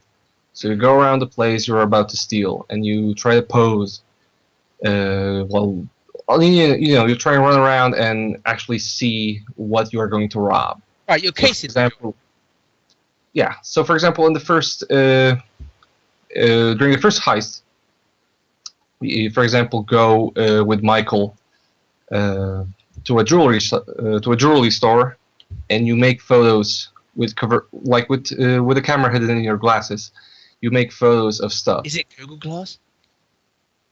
It's implied that it's something like a parody of Google Glass because it's something that was devised by your hacker friend. And if, for example, you have to walk up with Michael and to the clerk, and he actually makes up a story that he wants to know. Okay, so he wants to gauge how expensive the stuff in the store is. So he says that he wants to get engaged, and he wants to offer ask the question. So he wants to know what's expensive and stuff. Yeah. So that's the cool part because it actually feels like an actual heist setup from a movie. Yeah, and that's all like classic heist movie stuff. Which is, considering what those games are based on, is what you would expect. It just all of the heists feel super good. It definitely feels very movie like. Right down to the fact that everything, and I don't mean this as a knock against the game. I just mean that it's very linear about this stuff. You don't have a ton of choice in it. It's like, go here, do this. But it still feels as if you had. Well, yeah, it nails the feeling. The game will actually is pretty set in stone exactly how you're going to do things. So. Yeah, but stupid stuff that, for example, you choose a gunman during a heist, and if you choose a shitty gunman, you will actually feel it because you will actually feel it, and the characters will point it out. Like during the first heist, if you, it was in a quick look. If you take a shitty gunman with you, even if you go with the route that does not require a gunman, he's gonna fall off a bike at some point while you are escaping, and he will lose his part of the take. So unless you are good on your feet and Franklin picks it up, you will lose that part of the money. And the character will actually call you out that Michael will say that he should have hired a better gunman. Yeah, that bike has to fall over. That's part of the game. That's part of the story, I'm pretty sure. No, if you have I replayed it, and if you have a big money gunman, he will not fall off. Well, you get so much. I only finished the first heist, but I got so much money from it that I don't know if you ever need to go for anything less than the best. Okay, here's the thing. That money you have there is going to have to last you for a bigger part of the game. You don't really need them. I've never come across a moment so far. I have not beaten it, but I never come across a moment where you actually really need money to progress in the game. You will for stuff like guns. You will for stuff like higher end vehicles, which also you sometimes will need because those airplanes and helicopters cost money, and it's more viable to actually buy them than steal them. And you will, if you want to get property. And some of the property you get, you actually have to get to, for example, pass some side missions, etc., etc.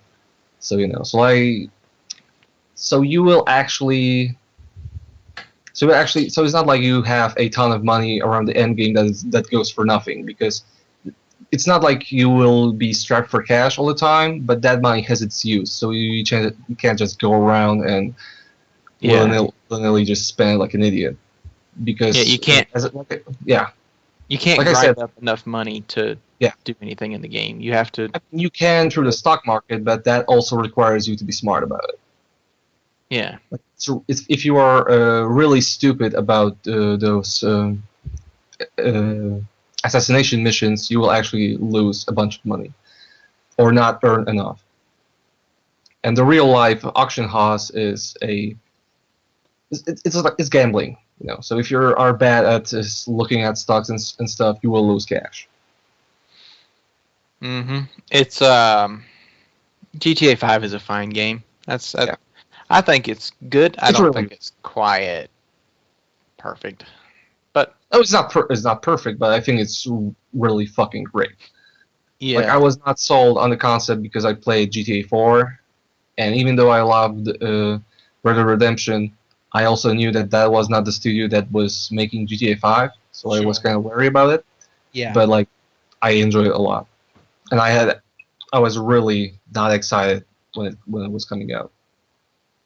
Like the only thing that was actually selling me on the game, on the idea of a game, was the Michael trailer. Yeah. This is that seems like Rockstar. Michael seems like Rockstar's forte type of character. Like It's just super appealing type of character because he's the GTA protagonist who has won. Like he's the lone psychopath with all the money, who just doesn't know what to do with his fucking life, and they managed to play it very well. Like his self-destructive tendencies, his like never-ending greed is played really well. Yeah, he's probably my favorite character. I don't like Trevor that much. Usually, insane people can be fairly entertaining. Like Lad Russo and Bacano is so entertaining. Yeah, he's a good. Trevor's too inconsistent to be anywhere near that entertaining. While I agree that he's a bit inconsistent at parts, I still think that he's great because. So first of all, he's not random. He's not as random crazy.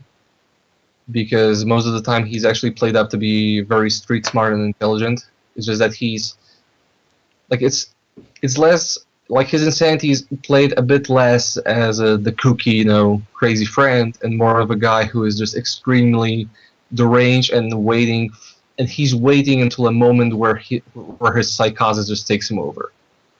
Like there's a scene where he threatens Franklin for staying up to him, and he acknowledges the fact that he just got into an angry episode for no reason.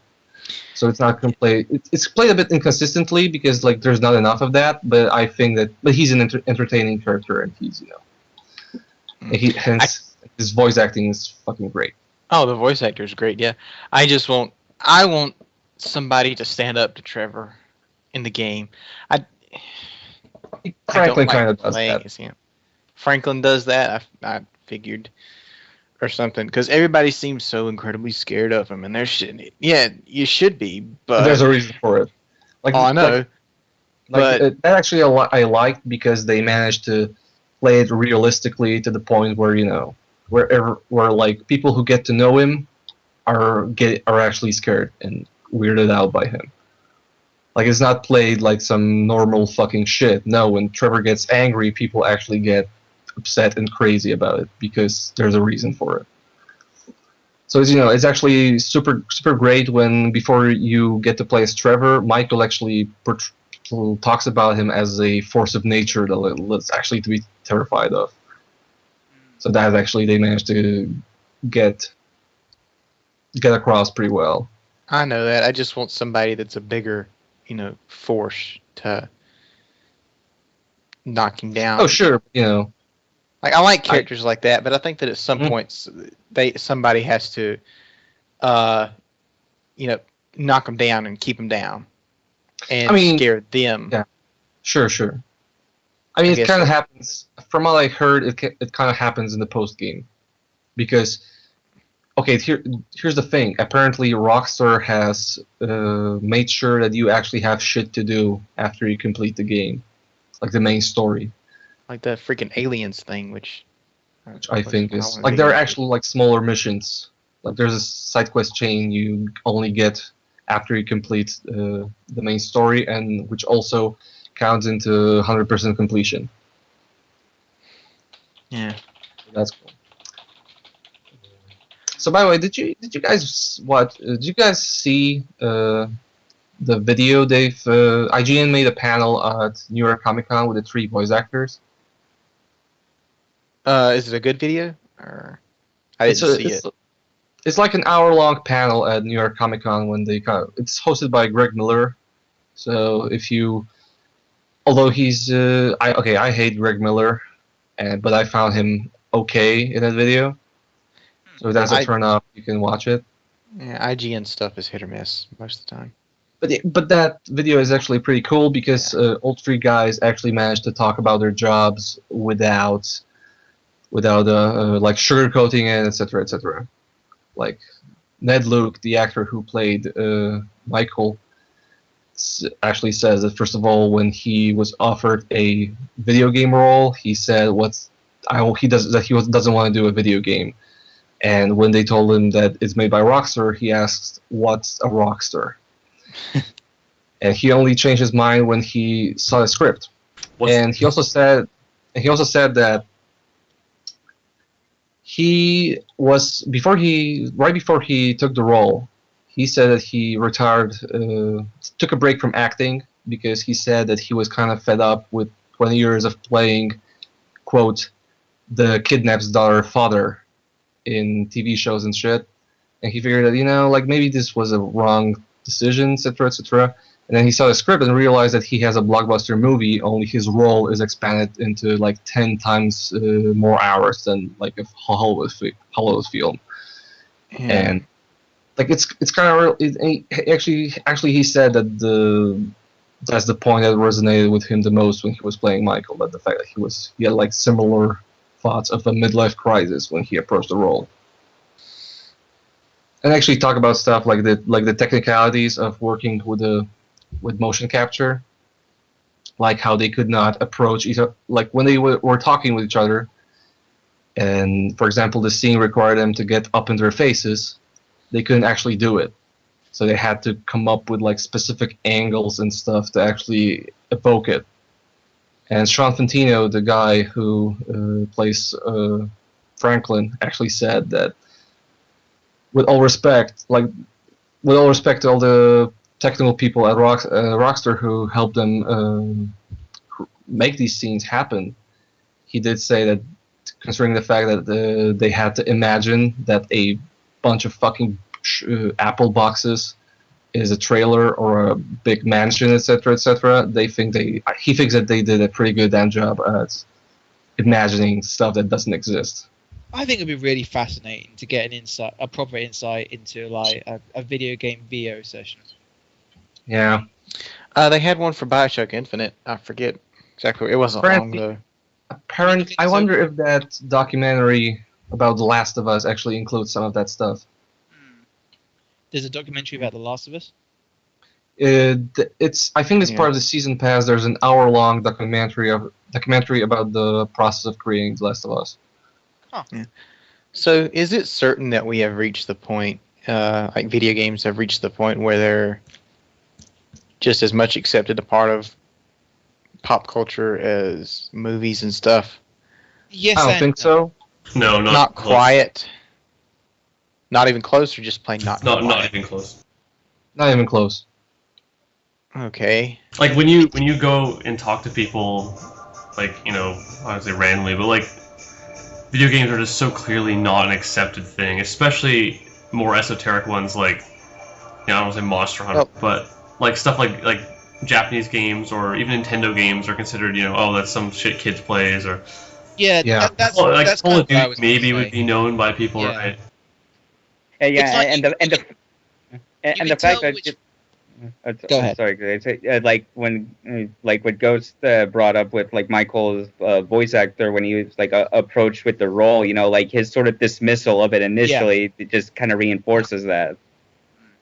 Yeah. Do you think they will be? Like I've heard people. And he even said in that panel that like his ignorance was less part of was not even about him being dismissive of video games. It's about the fact that like the Screen Actors Guild, etc., is dismissive of that stuff itself. Yeah. So it's not like he even has a platform to to get video game scripts. Most people, video games are like fucking Angry Birds on your cell phone, right? So you can Yeah. see why it's dismissive. And like, there have been games that can be taken seriously, like a lot, many of the modern games, even some older stuff. But like, for the most part, I mean, it's not like for the most part movies are taken seriously either, right? Like fucking Transformers 4 isn't gonna be a revolutionary masterpiece, but it certainly seems to be more of a medium where artists go to do things.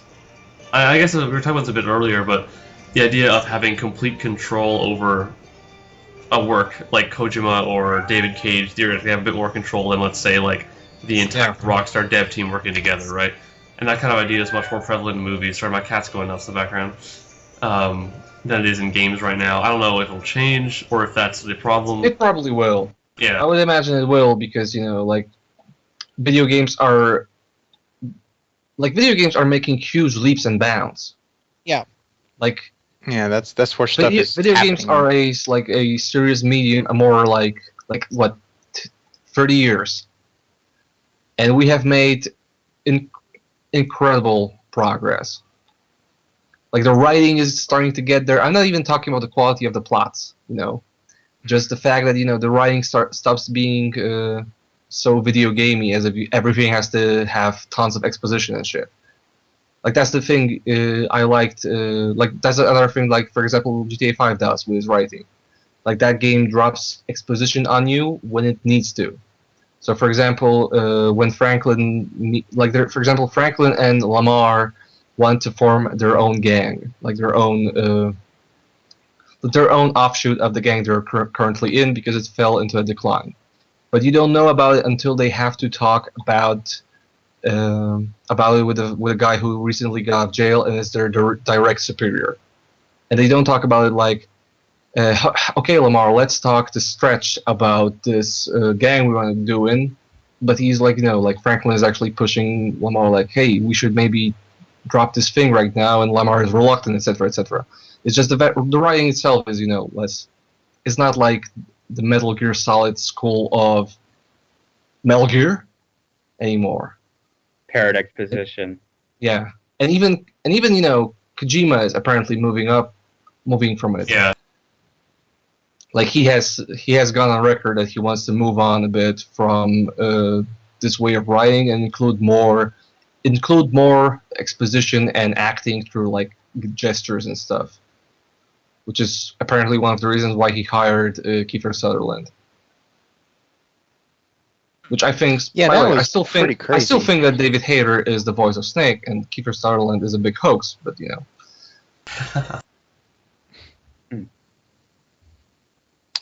All right, so what else do we need to talk about? Because this is getting fairly long. I played a bunch of Darkness 2. That is a good first-person shooter from what I hear, and I need to buy a It's fun. copy.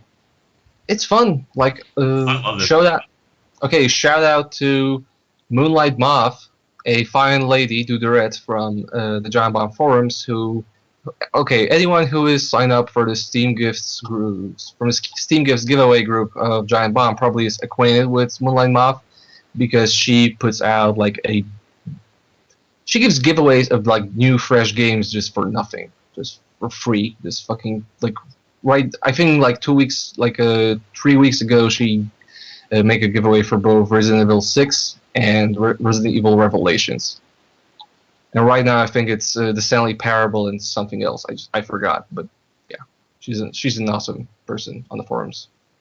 So thanks for that. So I played a bunch of The Darkness 2, and apart from the fact that game does not work properly with surround sound, because every sound effect is over the fucking place, the game is pretty cool.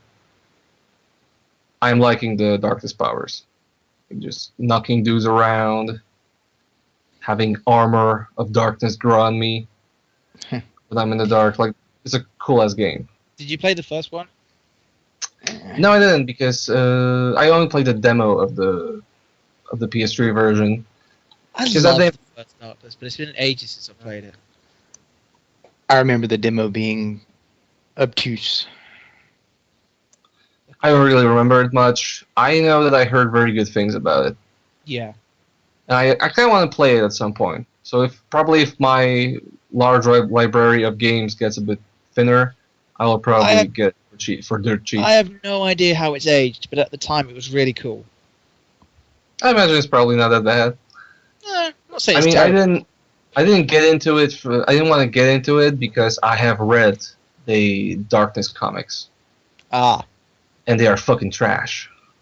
see, I've never read any of that stuff. I was coming into Dude, so you know the stereotype of the '90s anti-hero, yeah, who's like the dark and gritty, and and Spawn. wears a leather fucking coat and shit. Like that's like Sting from the sort of early NWO era of WCW. yeah, or just Spawn.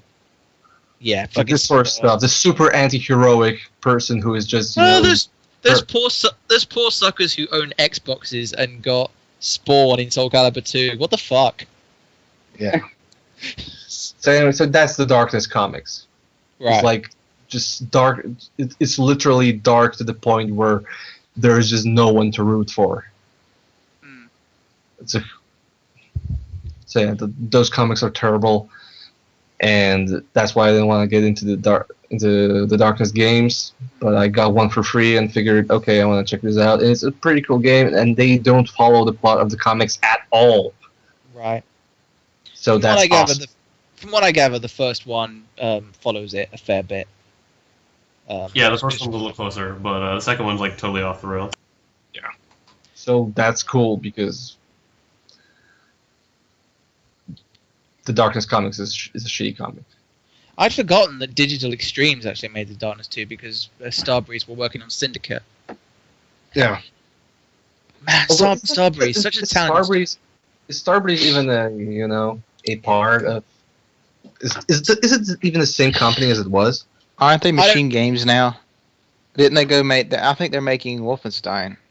I thought that was former Starbreeze people went to make Wolfenstein. Yeah, a bunch of former Starbreeze guys are working on a new Wolfenstein. Starbreeze actually made Brothers. Yeah, actually, since the last time I was on this podcast, I have played Brothers, and Brothers is fucking great. Is it are there 10 better games better than? Are there 10 games better than Brothers? I'm so annoyed by that stuff. Like, Brad could, Why do you have a black and shriveled heart?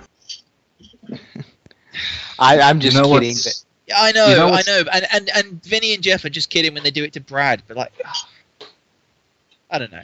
You know what's probably not better than Brothers, but still a good game? Go ahead. Dragon's Dogma. All right. Tell me briefly about Dragon's Dogma.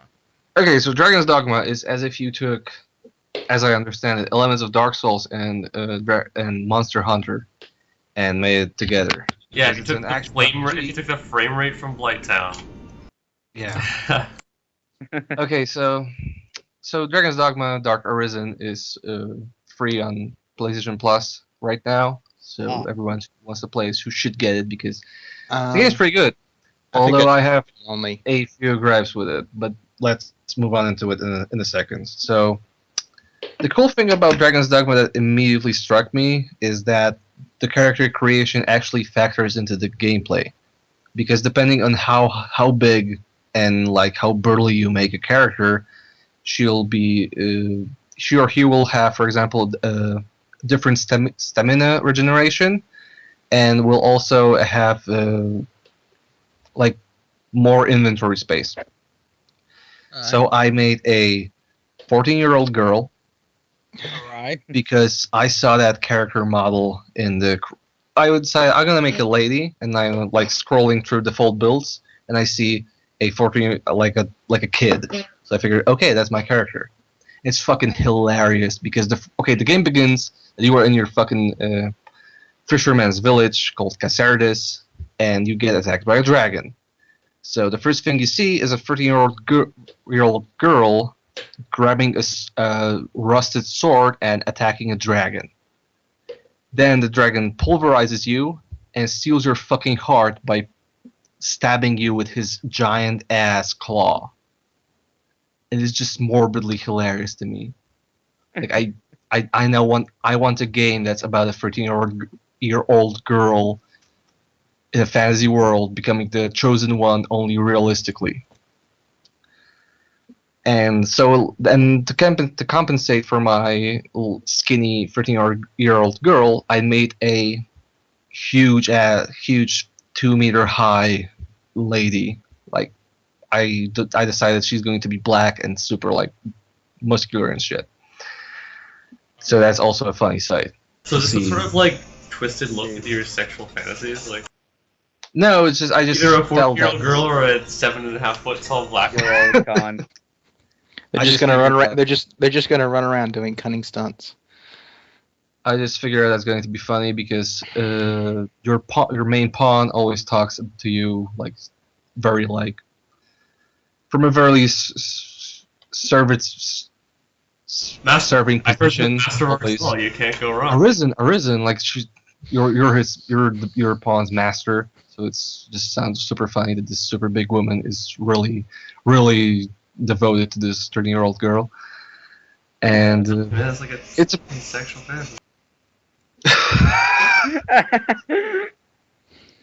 so the gameplay in gaming is cool. Maybe if The game itself is pretty good, although okay, the quests are fucking terrible. All right. In what way? Just like okay, I like Nier is one of my favorite games, and that game has a terrible quest system. And I have to check, as I said before we were recording, that if that person who designed Nier's quest system actually had a role in creating Dragon's Dogma, because it just seems too eerie that someone would fuck up twice, completely unrelated people. My memory Yeah, of Dragon's and when Dogma you was brought going up- down a well and getting fucked by water dragons or whatever. That's it. It's just it's a bad system. You can fail quests completely arbitrarily because That escort quest is probably one of the worst quests in any game I've ever played.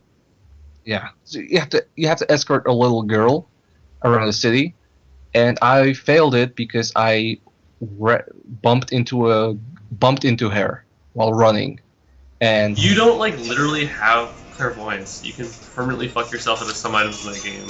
Because you need to prepare for this quest prior to knowing what to do, and then execute with 100% accuracy. Why do you need to escort the little girls when they can kill dragons and you can't? because it's an RPG. Got it. Yeah, that's how it Japan. works. Yeah. Side quests. And the other thing that sucks is the checkpoint system. So the game basically never checkpoints itself. That's a bummer. Oh, you know when it does checkpoint? Right after you fail a quest. Get fucked. It Yeah.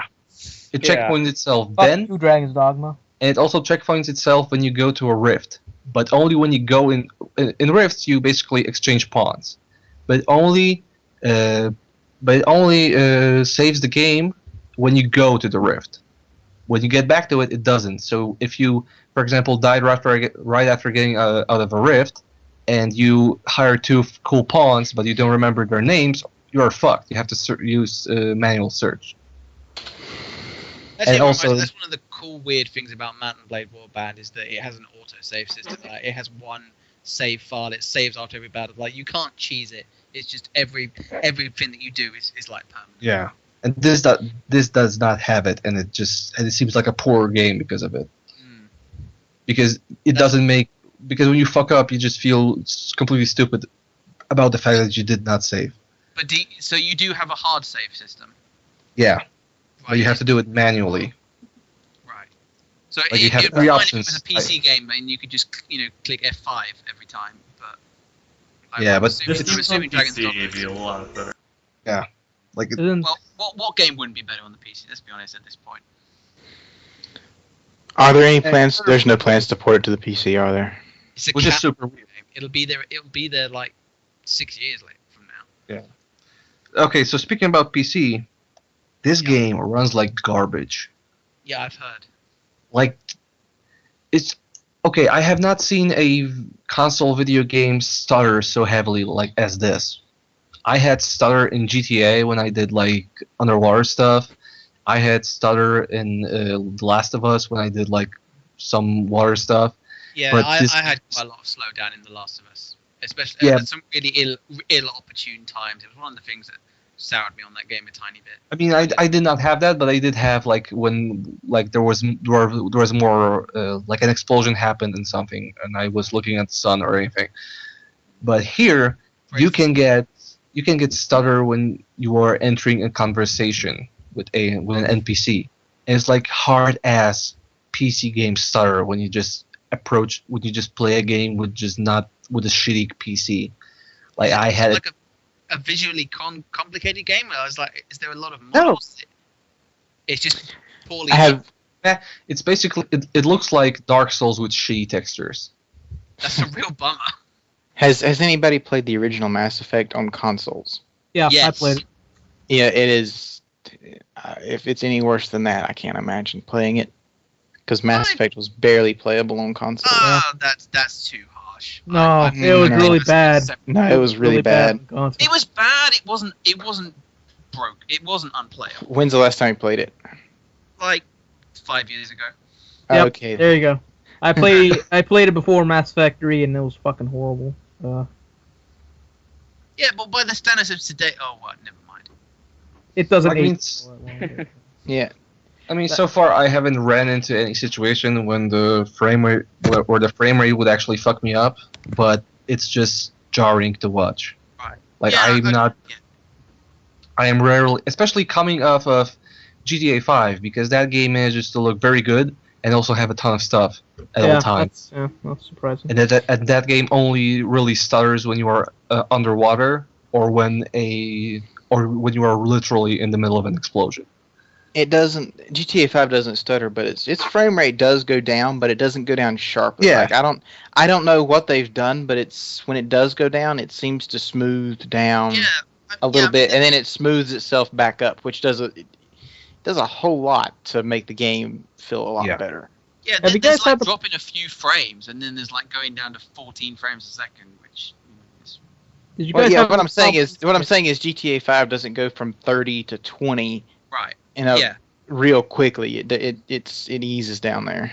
Yeah. Did you guys have the problem in GTA 5 where you were driving and suddenly it starts to lock up a little bit, but then it just went on normal? No. I have A little every once in a while, but not I bad. had that, but I The think only it's just issues open world.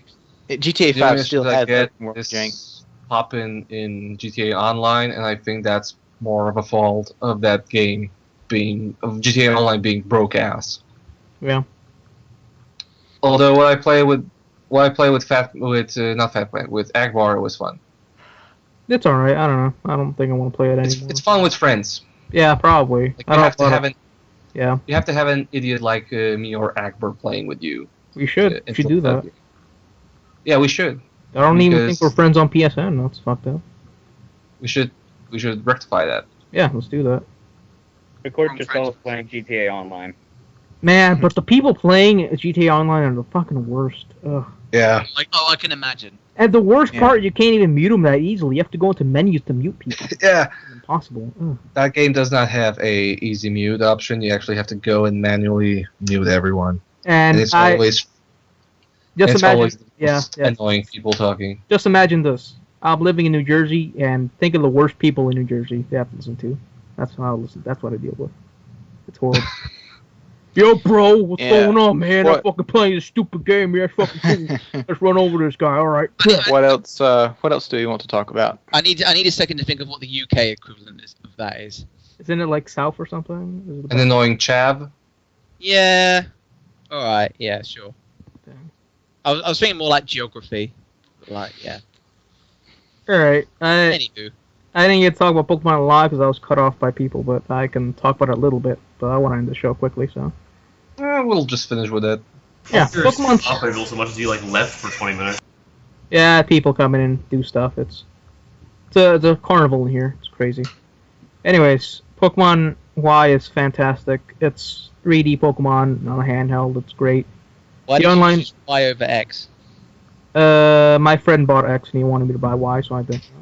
Simple reason. Yeah, we traded a lot and it's alright. Sure. Y also because I fucking love Tyranitar and Y's and it's only in Y, so yeah, that's probably my favorite Pokemon. Tyranitar is fucking incredible. He's a green Wait, what like Pokemon? Tyranitar. Oh yeah, he's a fucking boss. Is he Yeah. only in Y? Yeah. I'm getting Y. Yeah. Who's only in X? From that gold Mega silver Charizard era. X is so much cooler though. Y looks alright too. I don't know. I don't know the exact. Why do ones, they but even have like? Why does Pokemon always have 2 games released? you Because want? it's for kids. It's want- so you can trade Yeah. Pokemon on the schoolyard. X has Hound. Also, so crazy people like me buy 2 copies of the same game essentially. Yeah, I'm not doing that. That's crazy. Well, I'm not doing that now. I did it when I was 11. Yeah, that is true. X has Houndour, which sucks. I love Houndour. Yeah, Houndour's pretty boss. Yeah, his Mega Evolution is fucking incredible too. It's really good.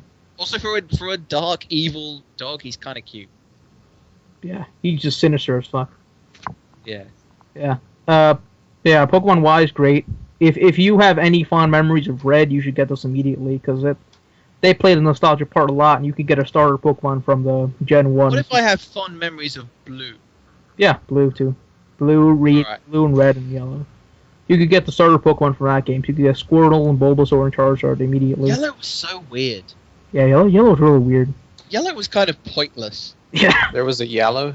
Yeah, and Yeah. you got Pikachu at the start, and he actually followed you around. Like, he wasn't in a Pokeball. It was And you basically could- just the anime. And you could talk to him, and he had different emotions. Yeah. And you fought weird. Jesse and James from Team Rocket, which Yeah. It was basically a cash-in because the anime was popular. that sounds weird.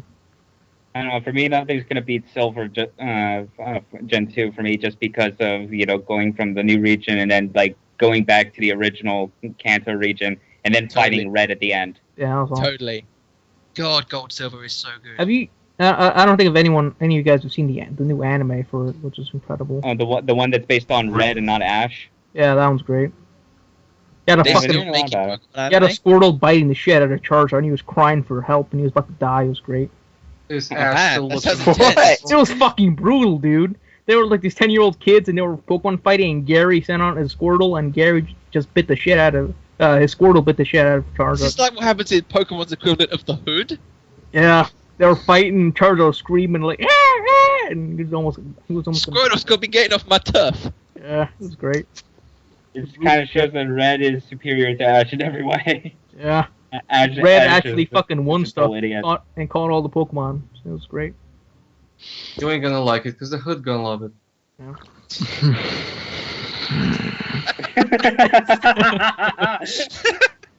And that's it, I guess. What? Yeah, with that. Pretty It's a good. very good song on the GTA 5 soundtrack. Yeah, that soundtrack's pretty good. There's not Oh. enough metal. Not enough electric swing. Not enough J-pop in this radio. So I'm I sorry. love opera. It has both Still Dre and the next episode, so it's the best. Alright, I'm on Okay. board. It's I'm totally on board with that. Pokemon Y has that too, so it's pretty good. And Kenny Rogers is the DJ of the rock station here. So yeah, By the way, what's you up? know, it's crazy how much celebrities these Rockstar gets for like radio stations. Yeah. I mean, the weirdest thing was that Karl Lagerfeld, the head of the Chanel House of Fashion, is a DJ of an electro house station in GTA 4. Like, that's plainly weird. Oh, they had frickin' Ricky Gervais on a TV station, which is great. Yeah. Yeah. Or a comedy show or something like that. Yeah, you could go watch him do stand up in 4. Yeah, that's And fucking it was good. terrible. It's pretty good. I don't like Ricky Gervais, so. That's alright. I like I would- One last thing. Did you guys see any movies in GTA 5? I watched the No. one that's aping pretentious Italian cinema. Did That's you guys see made- the robot one? No, I just Robot I saw is the one really that's made fucking the great. It's really good. I only saw from like in full. I only watched the Impotent Rage cartoon. Yeah. You should see the robot one. The robot one's really sad and great. There were movies in GTA 5? Yeah, Yeah, you can go to a cinema. you can see them. Yeah, the robot one you should Right. see if you get the chance. You mean like in Red Dead where there's like the 2-minute like Yeah. No, those are longer a bit. right. Yeah. But it's not like in the original Darkness where you can watch all of. Still Mockingbird. Yeah. No. No. It's You one of the also have greatest to- weird things in like games. Yeah. There are also 2 full-length cartoons. All right. They're actually pretty okay animated. Like not great, Never, but I haven't been to the cinema in real life for that. you could go in. I'm gonna go with my buds in GTA Online. Yeah. But I really want to go see Gravity because I've heard nothing but good things. I want to see You should Gravity see too, but I want to go to the theater alone. It's just like, fuck. Whatever, own that shit. I just don't. It's not like I would be embarrassed, right? It's like I just don't care to go and do it. It's such a pain. Yeah, movie Sit theaters are here kind for of 3 weird. hours. Like, oh no, thanks. Alright, Movie let's theaters are finish kind this. of weird and archaic, kind of. Like, Oh, let's well, go no, see I this don't- thing. I don't think Finish they're this. archaic. I only watched Pacific Rim, which, by the way, a great movie. But like, I had to wait for. That on Blu-ray right now. I want to go get it. So good. So sad I missed that at the cinema. Yeah, that's one of those movies you see. Yeah. You should have seen Yeah. in the movie theater. It was great. The next time I'm gonna be in a cinema is when the Fast 7 comes out, and there's going to be a marathon of every Fast and Furious movie. Yes. Yes. I was hoping they would do that for 6, but no one came up with the idea. Which seems just nuts to me. Like, I would watch that. That's a brilliant idea because that series has So- changed so much. So much. So I was going to take a nap and I needed a boring movie. I wanted to play a boring movie, so I put the Phantom Menace in. Ugh. I used to think I was one of those people who thought that the prequel trilogy was kind of okay, but I haven't Oh. seen it since Yeah. God, high school. Oh, The Phantom Menace has some terrible acting. it in is fucking. It is terrible. terrible. Yeah, Just- it's bad. I don't know if any of you guys have seen the Red Line review of that movie, but it completely fucking broke that movie for me. It's so good. I haven't seen any reviews for it. I mean, the action and stuff is okay. Yeah. Every single scene is just people talking in a room looking at each other, and that's it. That's every single scene. Yes. It is fucking horrible. Like, Yeah, there are no people walking and talking at the same time. That's how bad it is. Like, just Yeah, Yeah. so bad. and there were decent performers in that film. I mean, I know Sure. Natalie Portman was young and Yeah, sort of Liam Neeson played freaking Oscar Schindler. yeah, Surely he could do better than that. yeah. Fucking Samuel L. Jackson, or was he in the second one? He's in the first one. The Too. second and third ones. I think he's in the first one too. I think. He's probably the best actor out of all of them. I guess. Oh, Jar Jar really Binks like is the best actor out of all of them. Oh, fuck you. Oh, Jar Jar like these, sir. So bad. Well, you mean you don't like racist stereotypes? Yeah. I didn't get that. I don't even know how it's like really racist. As It's so- just racist so he's supposed to be? obnoxious. As someone What's the who point? went to a middle school full of black people, I do not see how Jar Jar Binks is supposed to sound like or act like black people. I don't. It's not about black people, it's about Jamaicans. Yeah, Jamaicans. I don't know. Oh. It was apparently, I'm not sure if that's true, but apparently was openly inspired by the stereotypical. Dude, he has dreads, so yeah.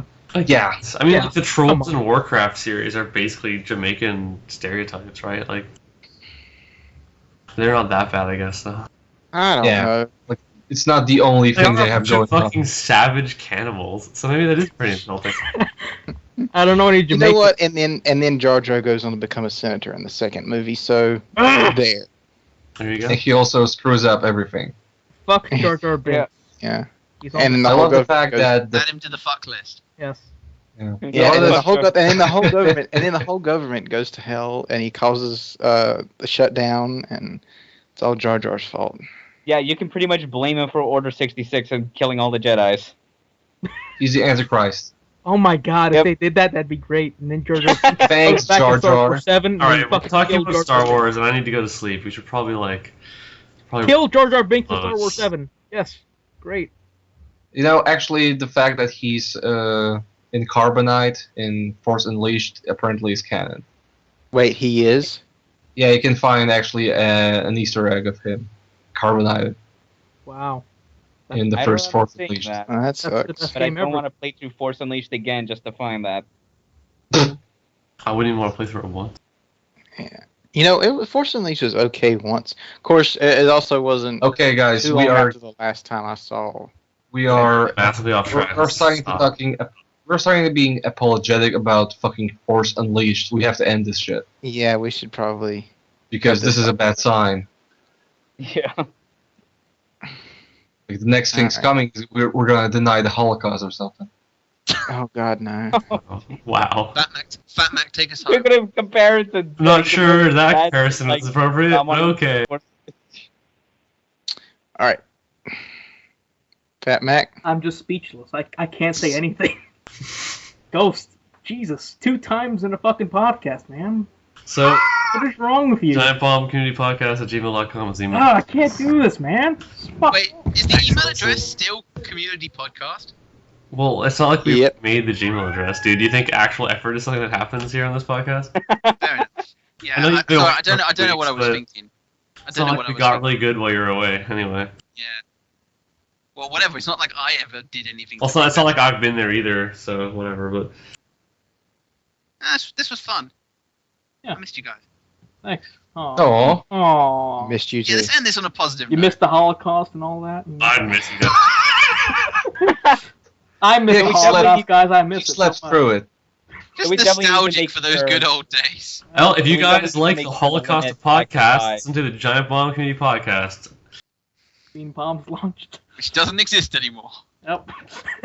Somehow, I think that Is there- calling is- the podcast the Holocaust podcast will be even worse than saying black comedy. The Holocaust. The other, Yeah, the Holocaust.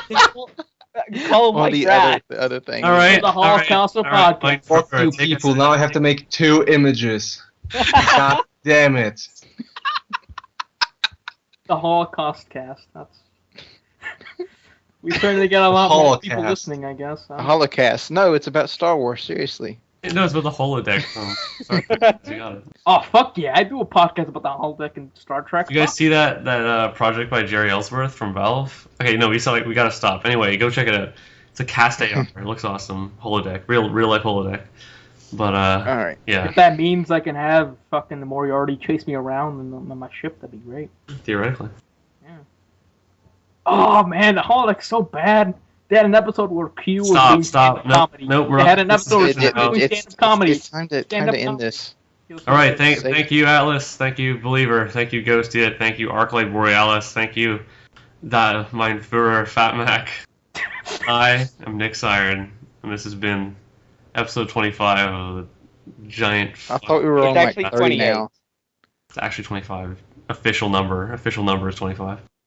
We need to add all these up someday. All right. It's just like Final Fantasy. Yeah. Thank you for listening to episode 24 too.